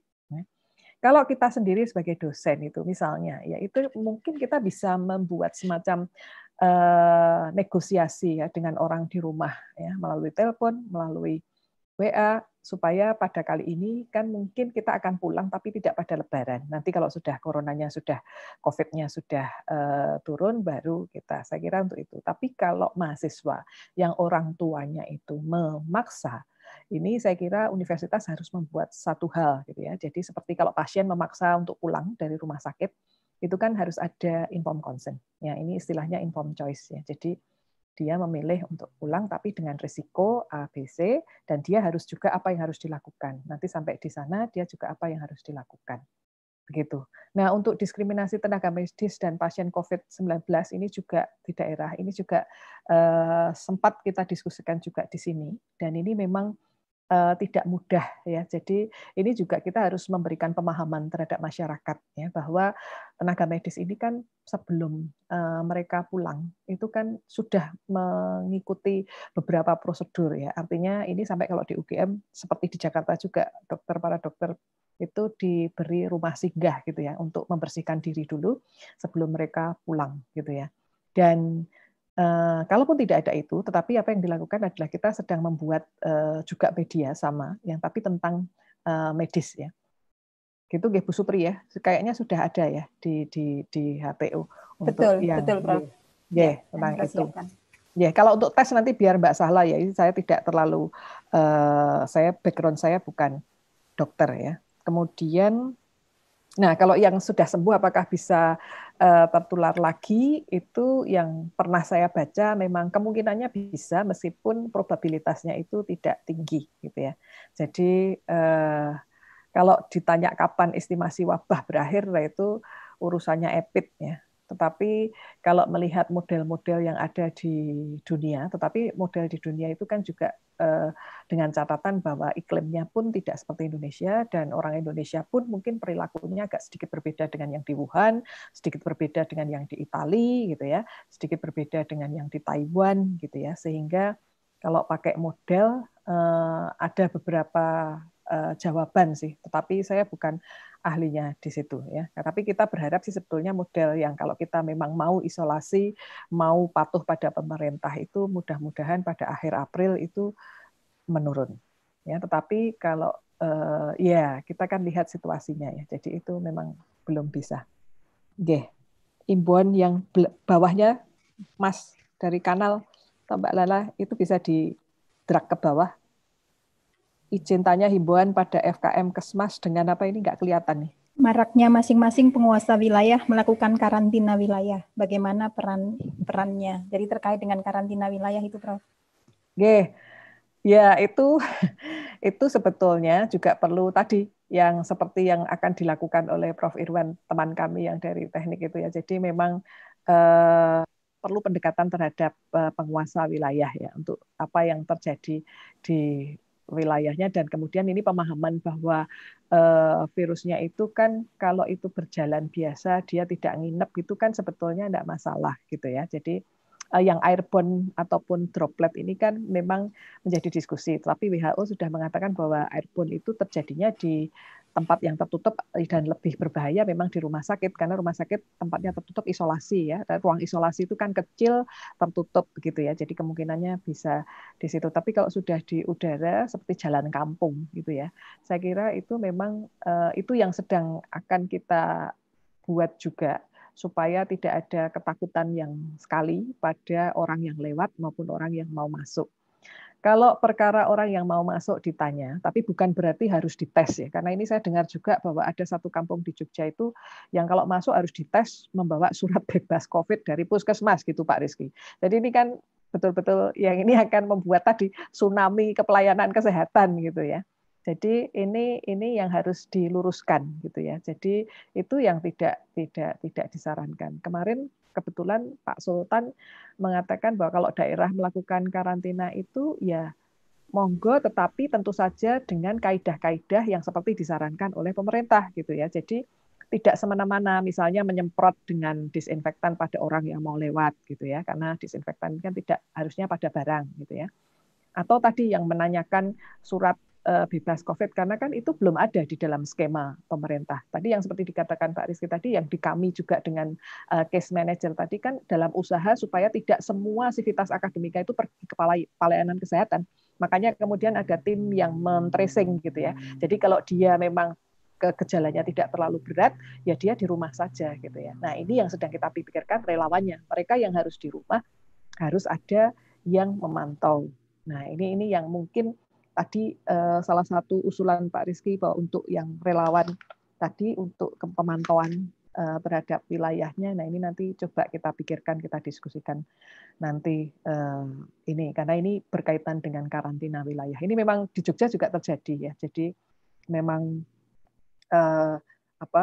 di dekat sekitar rumah saya saja sudah mulai itu ditutupi gitu ya. Jadi itu memang perlu ada pemahaman terhadap kepala-kepala wilayahnya ya, supaya pemahamannya itu tidak memanikan. Saya kira itu yang dari saya. Mungkin ada beberapa yang harus dijawab Mbak Sahla.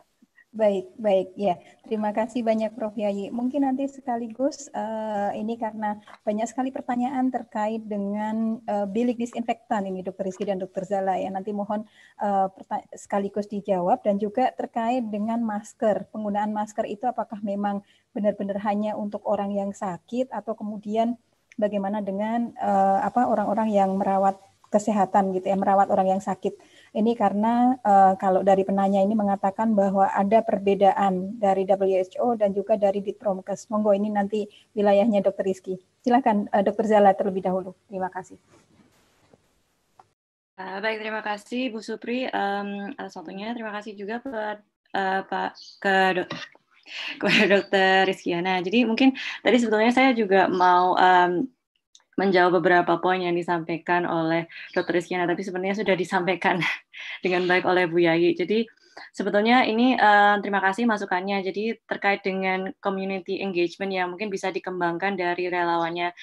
Saat ini memang kami sedang mengadakan pelatihan supaya bisa mengembangkan sistem atau tim relawan yang nanti bisa lebih ke arah masyarakat, jadi lebih berbasis masyarakat. Ini sedang kami kembangkan saat ini. Mudah-mudahan nanti bisa lancar dan kami bisa betul-betul nanti bisa terjun ke masyarakat dengan cara yang aman dan tidak mungkin malah meningkatkan risiko penularannya pada mahasiswa yang kami kerahkan nanti. Kemudian kaitannya dengan aplikasi yang bisa dikembangkan. Jadi memang kemarin untuk call center relawan yang kami buat sifatnya masih menampung pertanyaan atau keluhan dari masyarakat karena masih darurat saja. Jadi ada banyak informasi yang masih ingin ditanyakan. Kemudian tidak ada yang menjawab. Jadi untuk tahapan yang saat ini tersedia baru itu.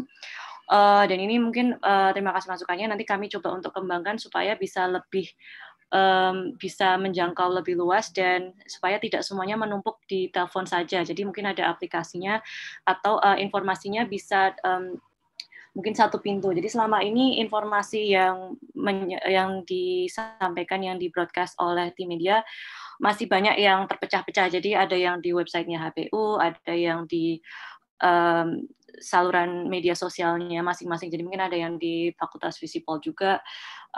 Dan ini sekarang kami juga lagi berusaha untuk memperkuat tim medianya supaya nanti bisa broadcastingnya itu lebih masif dan satu pintu saja ya, supaya mungkin tidak banyak yang overlap atau banyak yang informasi medianya tidak sampai begitu. Kemudian ini untuk yang arahnya ke logistik, kami memang masih tahapnya masih membantu yang sivitas UGM dulu. Untuk yang masyarakat kami belum sampai situ. Tapi untuk yang sivitas UGM juga beberapa penelpon juga sudah menanyakan bagaimana kebijakannya UGM terkait dengan mungkin mahasiswa yang tidak boleh pulang, tapi mereka tinggal di asrama. Nah, ini ternyata ada beberapa kasus, misalkan ternyata kantinnya mau tutup. Nah, itu kan berarti ada keperluan dari UGM bagaimana bisa memastikan bahwa mahasiswa-mahasiswa yang kami tahan di sini itu juga bisa makan, bisa aman selama mereka di Jogja gitu. Nah, mungkin ini beberapa masih dalam tahap pengembangannya. Mungkin ini untuk menjawab beberapa pertanyaan yang tadi belum dijawab ya. Jadi tadi ada pertanyaan kaitannya dengan screening tes COVID. Jadi kalau untuk screening tes COVID, sebetulnya yang selama ini dilakukan yang gold standard atau yang paling bisa dipercaya itu menggunakan tes dengan PCR. Nah, masalahnya dengan tes PCR ini mungkin tidak semua laboratorium di Indonesia bisa melakukannya karena butuh alat tertentu, butuh tenaga SDM yang punya pengetahuan tertentu dan prosesnya memang memakan waktu yang lama. Tapi yang paling ideal adalah tes yang seperti ini. Kemudian juga sudah mulai berkembang, sudah mulai beredar rapid test yang lebih cepat, tapi mungkin sensitivitasnya tidak sebaik yang menggunakan PCR tadi. Sehingga ketika dilakukan rapid test yang jenis ini, masih perlu dikonfirmasi lagi dengan yang cara pemeriksaan dengan PCR itu. Jadi memang tidak bisa langsung kita ambil kesimpulan berdasarkan tes yang rapid test itu. Nah, apa yang biasanya dilakukan di fasilitas kesehatan berdasarkan mungkin informasi-informasi yang saya peroleh dari teman-teman yang sekarang bekerja di rumah sakit, itu memang tidak semuanya akan dilakukan pemeriksaan karena nanti kan di dalam rumah sakit juga akan dilakukan screening oleh tenaga kesehatan, jadi berdasarkan gejalanya, berdasarkan riwayatnya, karena memang masih terbatas, tidak bisa semuanya dilakukan pemeriksaan yang akhirnya dilakukan pemeriksaan ini memang yang dicurigai ke arah COVID yang positif seperti itu. Nah, maka dari itu disarankan bagi yang masih punya gejala yang ringan atau mungkin belum ketahuan apakah ada riwayat kontak, lebih disarankan untuk isolasi diri di rumah saja. Karena di fasilitas kesehatan juga sedang overload, jadi bludak, banyak pasien yang mungkin batuk, pilek, demam. Nah itu banyak yang masih mungkin ada yang positif, banyak yang tidak, dan akhirnya kan bercampur jadi satu, sehingga memang disarankan kalau tidak betul-betul kondisi yang mungkin lebih berat atau punya riwayat yang kuat, sebaiknya di rumah dulu saja, supaya yang di fasilitas kesehatan bisa bekerja lebih efektif dan mencegah penularan pada orang-orang yang sebenarnya mereka hanya batuk pilek biasa. Kemudian tadi ada pertanyaan, apakah orang yang kena COVID bisa reinfeksi? Nah, ini menurut penelitian di beberapa negara memang ada kasus muncul ya, mereka sudah dinyatakan sembuh tapi kemudian sakit lagi. Nah, tapi masih dalam perdebatan apakah memang pada mereka cuma terdeteksi negatif oleh tenaga yang memeriksakannya, atau memang mereka betul-betul sembuh dan terinfeksi lagi. Nah, ini masih tanda tanya juga. Tapi yang jelas memang sudah ada kasus-kasus di mana pasien sudah dinyatakan sembuh, kemudian muncul lagi. Jadi memang disarankan bagi yang tadinya sakit, kemudian sembuh, sebaiknya juga tetap melakukan isolasi diri di rumah dulu. Jadi tidak langsung bertemu dengan banyak orang. Khawatirnya mungkin juga yang namanya pemeriksaan kesehatan, pemeriksaan lab bisa jadi ada beberapa juga yang tidak dapat terdeteksi, begitu. Kemudian tadi ada pertanyaan bagaimana cara screening informasi yang bisa dipercaya.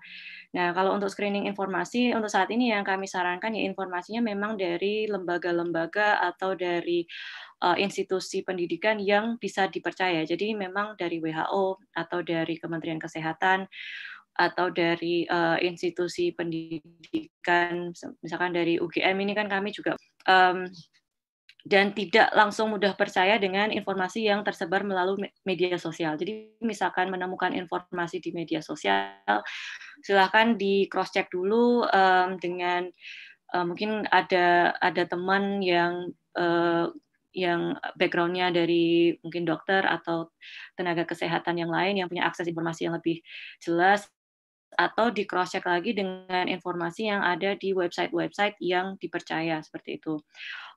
Memang saat ini tidak dianjurkan untuk mempercaya informasi yang beredar di Facebook atau di WhatsApp karena begitu mudahnya orang ketika share informasi itu langsung bisa diganti. Jadi mungkin ada pengalaman juga ada yang penggalangan dana melalui grup WhatsApp, ternyata begitu udah semakin banyak di-share, nanti ujung-ujungnya ternyata nomornya diganti. Jadi memang begitu mudah orang itu bisa merubah informasi yang disebar, meskipun nanti tulisannya TTD Sri Sultan gitu, TTD Presiden. Nah itu ya siapapun bisa menulis seperti itu. Jadi sebaiknya tetap di website yang terpercaya seperti WHO. Kemudian belum terjawab. Bagaimana untuk kasus bilik disinfektan yang terjadi saat ini? Kalau untuk bilik disinfektan sepertinya ini masih pro kontra ya. Jadi masih tergantung juga cairan yang dipakai itu seperti apa. Nah ini sepertinya kalau menurut yang saya baca selama ini mungkin muncul bilik disinfektan itu fenomena yang baru.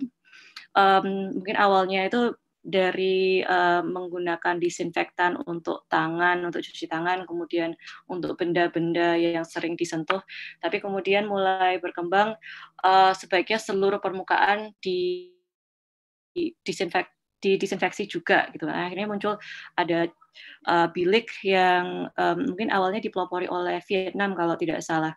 Nah ini permasalahannya yang pertama, apakah memang disinfeksi model ini efektif atau tidak. Yang pertama itu penelitiannya memang belum ada, jadi belum bisa dipastikan memang efektif. Yang kedua, efektif atau tidak itu juga tergantung dari cairan yang digunakan. Nah, masalahnya ini sekarang banyak yang membuat bilik disinfektan DIY ya, do it yourself. Jadi akhirnya buat sendiri, cairannya juga cari sendiri, mencari informasinya sendiri. Akhirnya mungkin itu Baiklin yang belum diencerkan terlalu baik, akhirnya sudah disemprotkan langsung ke orang, dan itu bisa menimbulkan masalah-masalah pada pernafasan atau juga masalah jangka panjang, nanti juga bisa berkembang jadi mungkin penyakit yang lain gitu seperti kanker. Nah, mungkin nanti juga dari Pak Rizky bisa mungkin lebih menambahkan untuk ini. Jadi dengan yang sudah keluar pedomannya, jadi untuk cuci tangan atau benda-benda yang memang sering disentuh dan menggunakan cairan-cairan yang memang sudah disarankan gitu. Kemudian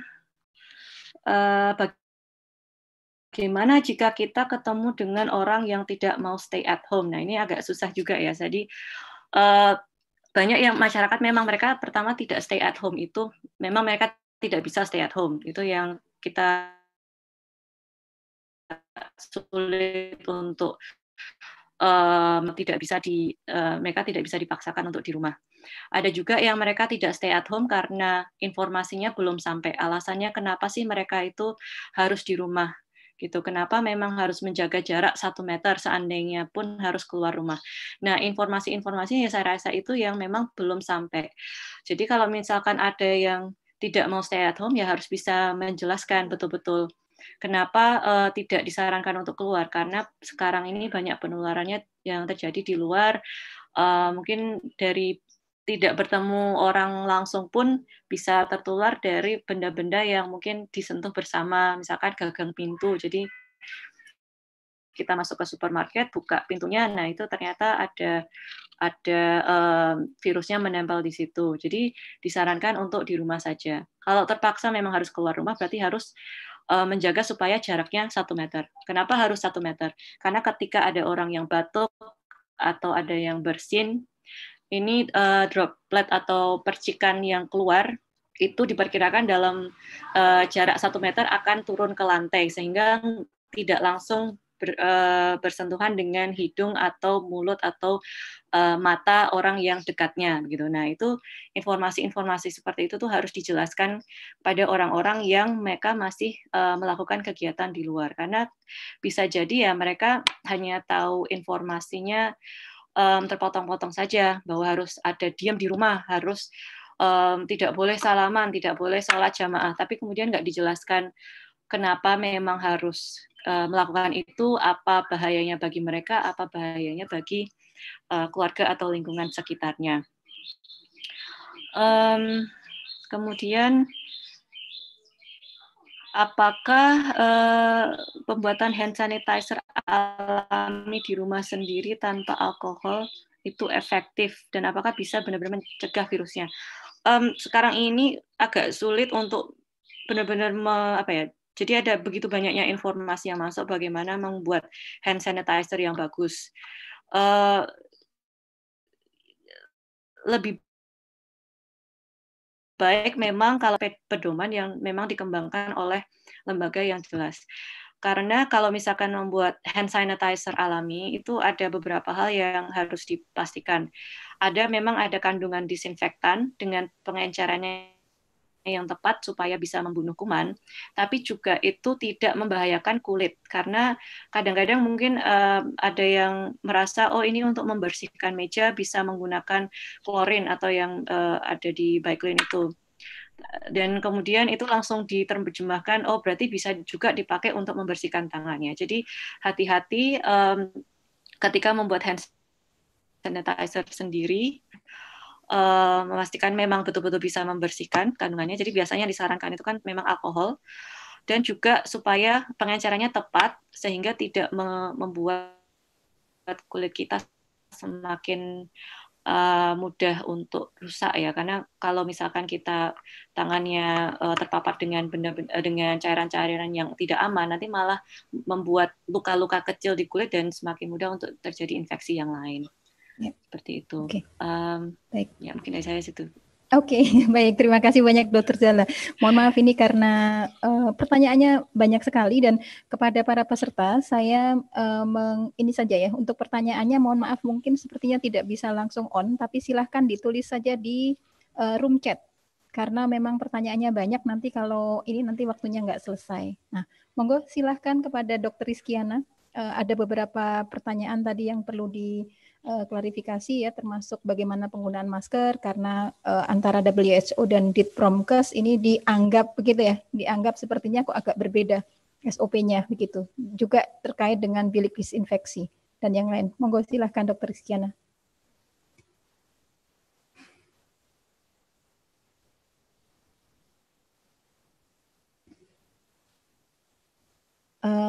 Halo? Iya, silahkan. Maaf, masih di mute. Mohon di unmute. Ya, silahkan. Ya, Bu. Ya. Ya. Baru terkoneksi lagi, Bu. Hilang. Ya, baru terkoneksi, Bu. Iya.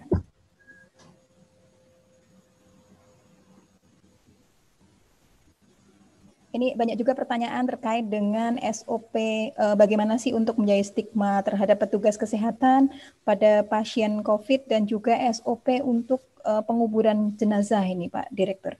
Mungkin nanti bisa dijelaskan sekalian. Ya, sekarang giliran saya. Ya betul Pak Rizky, silakan. Ya, terima kasih. Jadi Prof. Yayi, terima kasih masukannya. Kami berharap ada suatu panduan begitu untuk kondisi yang darurat semacam ini. Kenapa saya mengatakan defense line? Karena sekarang kan Pak Presiden sudah menyebutkan akan melaksanakan pembatasan sosial skala besar gitu ya istilahnya PSSB. Artinya tentu harus ada approach baru dengan kondisi yang baru yang berubah semacam itu. Rule of the game-nya berubah. Bagaimana dari Promkes ini termasuk para promotor kesehatan yang ada di lapangan. Kemudian Bu Zala tadi aplikasi tadi memang diperlukan ya untuk masyarakat yang terutama mereka yang jauh dari informasi ataupun bagaimana mengakses rumah sakit itu tidak mudah juga di samping risiko terjadinya kena infeksi di rumah sakit. Kemudian saya menanyakan tentang bagaimana mensupport para relawan ini mensupport manajemen orangnya ya yang ada di masyarakat karena saya melihat benar bahwa teman-teman yang ada di UGM itu kan tidak semuanya bisa pulang begitu ya sehingga betul tadi kalau harus ada di kos, kalau harus ada di tempat tinggalnya, bagaimana kita mensupport mereka supaya tidak keluar untuk cari makan, supaya tidak keluar hanya untuk keperluan sejenak, tapi dia bisa infektif atau menginfeksi orang lain begitu. Ada dua hal. Itu yang kita pikirkan kenapa kita para relawan ini bisa memanage suatu support kepada mereka yang melakukan karantina secara mandiri. Kemudian saya beralih ke pertanyaan-pertanyaan. Masker memang pada awalnya, pada kasus-kasus yang belum begitu banyak, ya bahkan belum ada kematian, masker digunakan oleh mereka yang sakit. Ini berlaku juga untuk rumah sakit, misalnya rumah sakit paru. Ya, rumah sakit paru itu bukan semua yang berkunjung harus pakai masker, ya, tapi yang sakitlah yang harus menggunakan masker atau orang yang berhubungan langsung dengan pasien tersebut yang harus menggunakan masker tertentu. Nah, inilah yang kita sebut masker digunakan oleh yang sakit saja. Tapi dalam perkembangannya, di mana kita tidak bisa mengenali orang yang terinfeksi atau tidak terinfeksi, maka masker itu diperlukan manakala kita menghadiri suatu pertemuan ataupun harus ada kerumunan orang, harus mengikuti naik di transportasi umum misalnya, nah itu semua sangat mudah terkena infeksi. Oleh sebab itu masker menjadi pelindung yang tadinya digunakan hanya oleh yang sakit, tapi karena yang terdeteksi tidak tidak bisa yang sakit juga tidak bisa mudah terdeteksi. Kemudian kita berada di kumpulan orang yang demikian padat, maka masker digunakan oleh orang yang sehat juga. Bilik penyemprotan memang betul belum ada referensi yang bisa kita jadikan pegangan, tapi sekali lagi kita tidak pernah menganjurkan bahwa harus menggunakan bilik penyemprotan tersebut. Itu adalah dari kegalauan daerah itu misalnya, atau bahkan menggunakan bilik penyemprotan ini sebagai panggung politik begitu ya. Ada calon-calon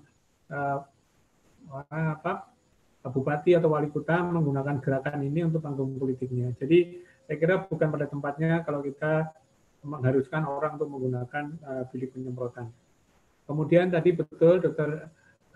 Zala mengatakan bahwa kalau tidak penting jangan ke rumah sakit ya, kan nanti akan terjadi nosokomial, ya, orang yang tidak sakit menjadi sakit oleh karena bersentuhan ataupun mempunyai kontak dengan penderita yang ada di rumah sakit.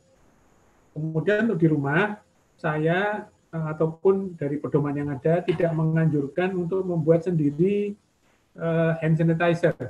Di rumah itu ada sabun, ada air yang mengalir. Gitu. Itu lebih baik daripada kita menggunakan hand sanitizer. Kenapa susah? Hand sanitizer itu kan hanya untuk emergency, hanya digunakan pada waktu kita di tempat yang tidak ada airnya, hanya digunakan pada tempat di alat pada waktu kita menggunakan transportasi misalnya tidak ada air, maka itu menjadi pilihan. Tapi jangan bikin sendiri deh di rumah.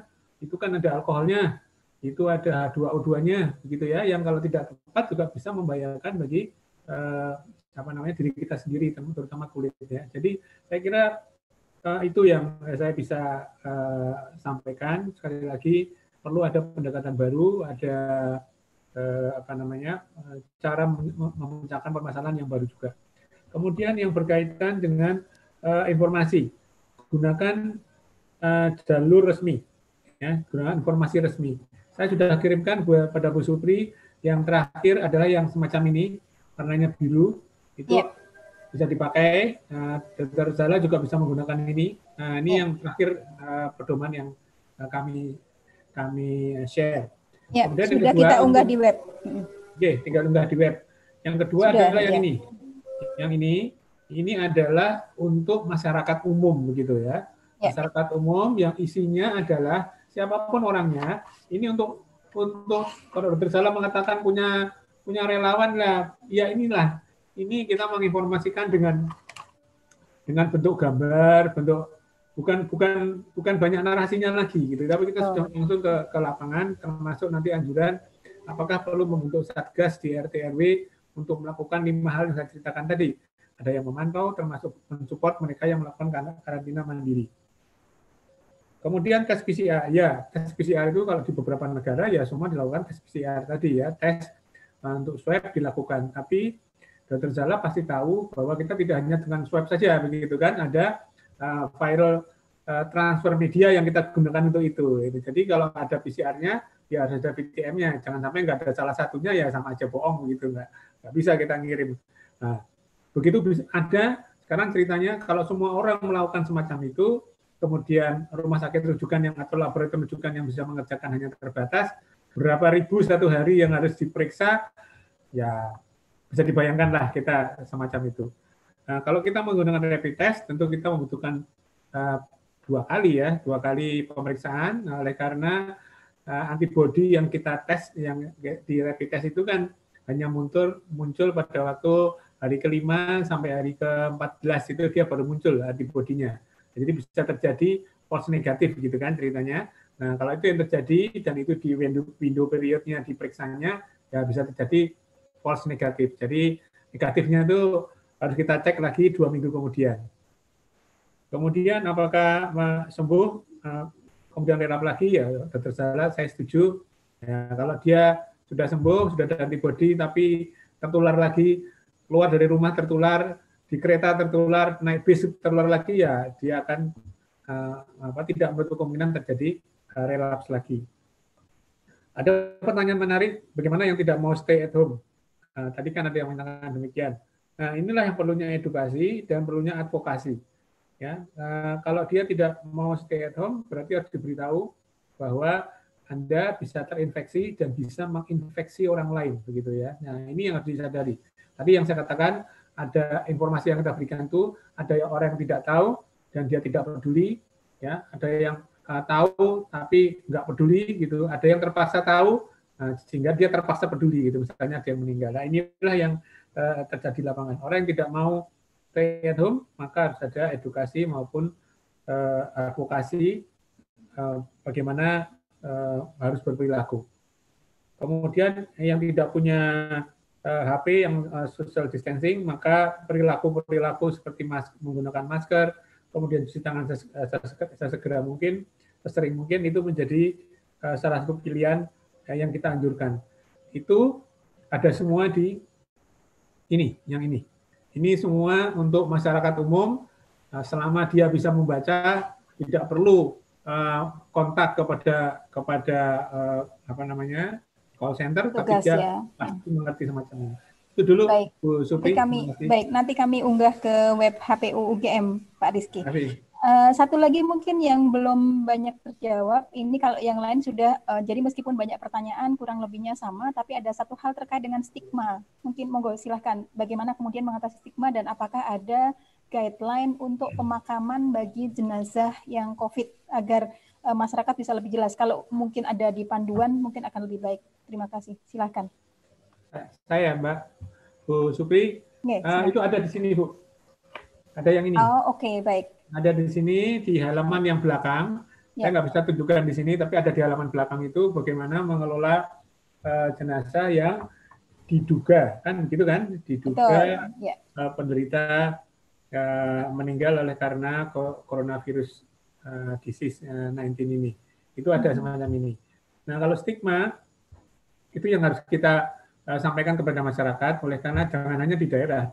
Di Jakarta ini sejawat kita yang mengurusi Wisma Atlet itu loh, Wisma Atlet yang di sana itu, bagaimana dia sampai di rumah, di kos-kosannya di Jakarta itu justru dimoin lah ya, walaupun tidak ditolak, tapi dimoin gitu ya, diogain sama orang, oleh karena ya risiko tertularnya besar. Inilah sebabnya pemerintah DKI menyediakan tempat dan seterusnya, dan kita sampaikan kepada pemilik rumahnya atau pemilik kosnya bahwa sumber penularan itu bukan hanya dari mereka yang bekerja di rumah sakit, ya, tapi juga bisa datang dari mana saja. Mereka jajan sembarangan, menggunakan piring yang tidak tercuci dengan baik, maka apa yang dipakai orang lain tidak dicuci dengan baik, kemudian dipakai oleh kita, sama saja dia menular kepada orang lain. Itu Mbak. Baik, terima kasih banyak Pak Rizky. Mungkin terakhir ini mohon maaf, pertanyaannya tidak bisa satu persatu, tapi karena waktu juga, jadi mohon closing statement dari masing-masing pembicara dan pembahas. Silahkan mulai dari Prof. Yayi dulu, kemudian Dr. Zala dan Dr. Rizky. Silahkan. Prof. Yayi masih di mute. Ya, teman-teman semuanya, terima kasih Bu Supri ya, teman-teman semuanya. Ya, saya kira ini sebagian tadi saya sempat melihat sekilas gitu ya siapa partisipannya. Hampir mungkin sebagian besar adalah dari kesehatan. Ya, saya mohon beberapa pertanyaan tadi sebetulnya ada beberapa jawabannya di website resmi seperti punyanya WHO, seperti punyanya Kemenkes ya, dan silahkan juga ke web kami HPU, itu sudah ada beberapa jawabannya sebetulnya ya, sehingga cobalah untuk dicari ya, kalau memungkinkan nanti misalnya itu bisa di call center kami ya, jadi nanti bisa ditayangkan kembali di call center sehingga nanti bisa kami jawab, kami coba ya untuk dijawab ya melalui tadi yang sudah disampaikan oleh Dr. Zala, ada berjenjang, tetapi kalau memang pertanyaannya sangat rumit akan dijawab ahlinya gitu ya. Jadi artinya silahkan mencari informasi yang resmi, dan promosi kesehatan tadi seperti yang saya bilang bahwa Anda bisa bekerja kapanpun, dimanapun gitu ya. Tadi ada yang satu yang saya ingin menggarisbawahi, kalau kita ingin, karena di beberapa kampung di Jogja juga ada, bahwa yang mobil keliling ya, itu saya kira itu juga meskipun itu ya lumayan bisa memobilisasi, tapi paling tidak barangkali adalah kita memberikan materi apa yang inti, artinya yang tidak usah panjang lebar, tapi intinya yang harus dipahami oleh masyarakat apa, kita diskusikan dengan aparat, dan biarkan aparat itu yang menyampaikan. Ya, karena mereka kan sudah punya prosedur, mereka juga punya baju pelindungnya dan sebagainya. Dan yang terakhir adalah ya kita ikuti anjuran yang sudah dari pemerintah, dari Kementerian Kesehatan, ya, jadi jaga kesehatan, aplikasikan PHBS, ya, dan juga Germas, artinya hidup sehat, cuci tangan, dan mungkin ya memang paling bagus sih pakai sabun, ya. Jadi ya itu yang bisa dilakukan, dan tetap di rumah jika tidak ada kepentingan lain yang harus dilakukan. Kalau mereka yang terpaksa harus keluar, ya jaga jarak, gitu ya, karena mereka harus bisa jualan dan sebagainya. Ya, terima kasih sekali lagi, terima kasih pada Dr. Rizky atas Dr. Rizkyana, terima kasih atas waktunya di tengah kesibukannya. Salam saya pada Bu Dr. Kirana nanti, ya, dan terima kasih Bu. juga untuk Bu Supri, Bu Supri dan Mbak Ayu. Terima kasih. Wassalamualaikum warahmatullahi wabarakatuh. Waalaikumsalam. Baik, terima kasih. Silakan Dr. Zala, closing statement. Ya, terima kasih Bu Supri. Jadi mungkin yang ingin saya tekankan di sini bahwa mungkin di sini kan kebanyakan yang mendengarkan adalah dari background kesehatan. Nah, berarti pasti teman-teman akan dapat banyak pertanyaan dari masyarakat atau dari dari anggota keluarga yang mereka sangat COVID ini ya. Jadi ini akan menjadi tanggung jawab juga bagi teman-teman untuk betul-betul membaca informasi yang tepat itu seperti apa, dan membantu dengan cara meluruskan informasi-informasi yang mungkin kurang tepat yang beredar di lingkungannya masing-masing gitu. Jadi sedikit-sedikit mudah-mudahan nanti juga informasinya akan sampai ke yang paling jauh begitu, supaya nanti betul-betul semua orang bisa bergerak bersama. Dan kalau memang tadi ada informasi yang belum jelas atau mungkin ada usulan informasi yang mungkin perlu media yang perlu dikembangkan, silakan nanti bisa menghubungi call center kami di sini 0811285199. Ini memang dibuka 24 jam, jadi relawan kami sudah selalu siap on untuk menerima telepon, dan kami akan melakukan revisi terus setiap hari apabila ada informasi atau ada pertanyaan yang belum terjawab. Ya, jadi yang saya rasa mungkin tidak perlu jadi relawan yang betul-betul turun ke jalan ya, tapi memang mulai dari diri sendiri saja, melakukan perilaku hidup bersih sehat, jaga kesehatan, menjaga kebersihan di lingkungannya masing-masing, dan juga meluruskan informasi-informasi yang mungkin salah di masyarakat. Ya, terima kasih Bu Supri, terima kasih Bu Yai, dan terima kasih Rizkyana atas waktunya dan diskusinya. Terima kasih Dr. Zala. Waalaikumsalam. Silakan Dr. Rizky untuk closing statement. Ya, saya 5 detik saja. Tak hitung loh, Pak. Tingkatkan imunitas, cegah penularan. Dari Jogja, selamatkan Indonesia. Luar biasa. Terima kasih. Ya, kita berikan tepuk tangan untuk semua pembicara, untuk semua narasumber. Terima kasih banyak kepada para pembicara, kepada Pak Dr. Rizkyana selaku pembahas pada acara diskusi kali ini.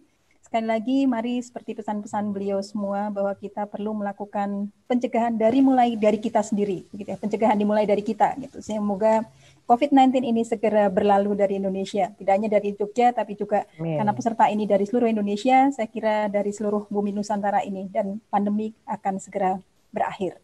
Baik, terima kasih. Mohon maaf apabila ada banyak hal yang kurang berkenan dari saya selaku moderator, dan nanti silahkan untuk materi bisa dicek di web departemen kami, Departemen Perkeslinkes FKUGM ACID, atau kemudian web HPU UGM ACID. Baik, terima kasih. Selamat siang. Assalamualaikum warahmatullahi wabarakatuh. Waalaikumsalam. Waalaikumsalam warahmatullahi wabarakatuh. Terima kasih pada semuanya.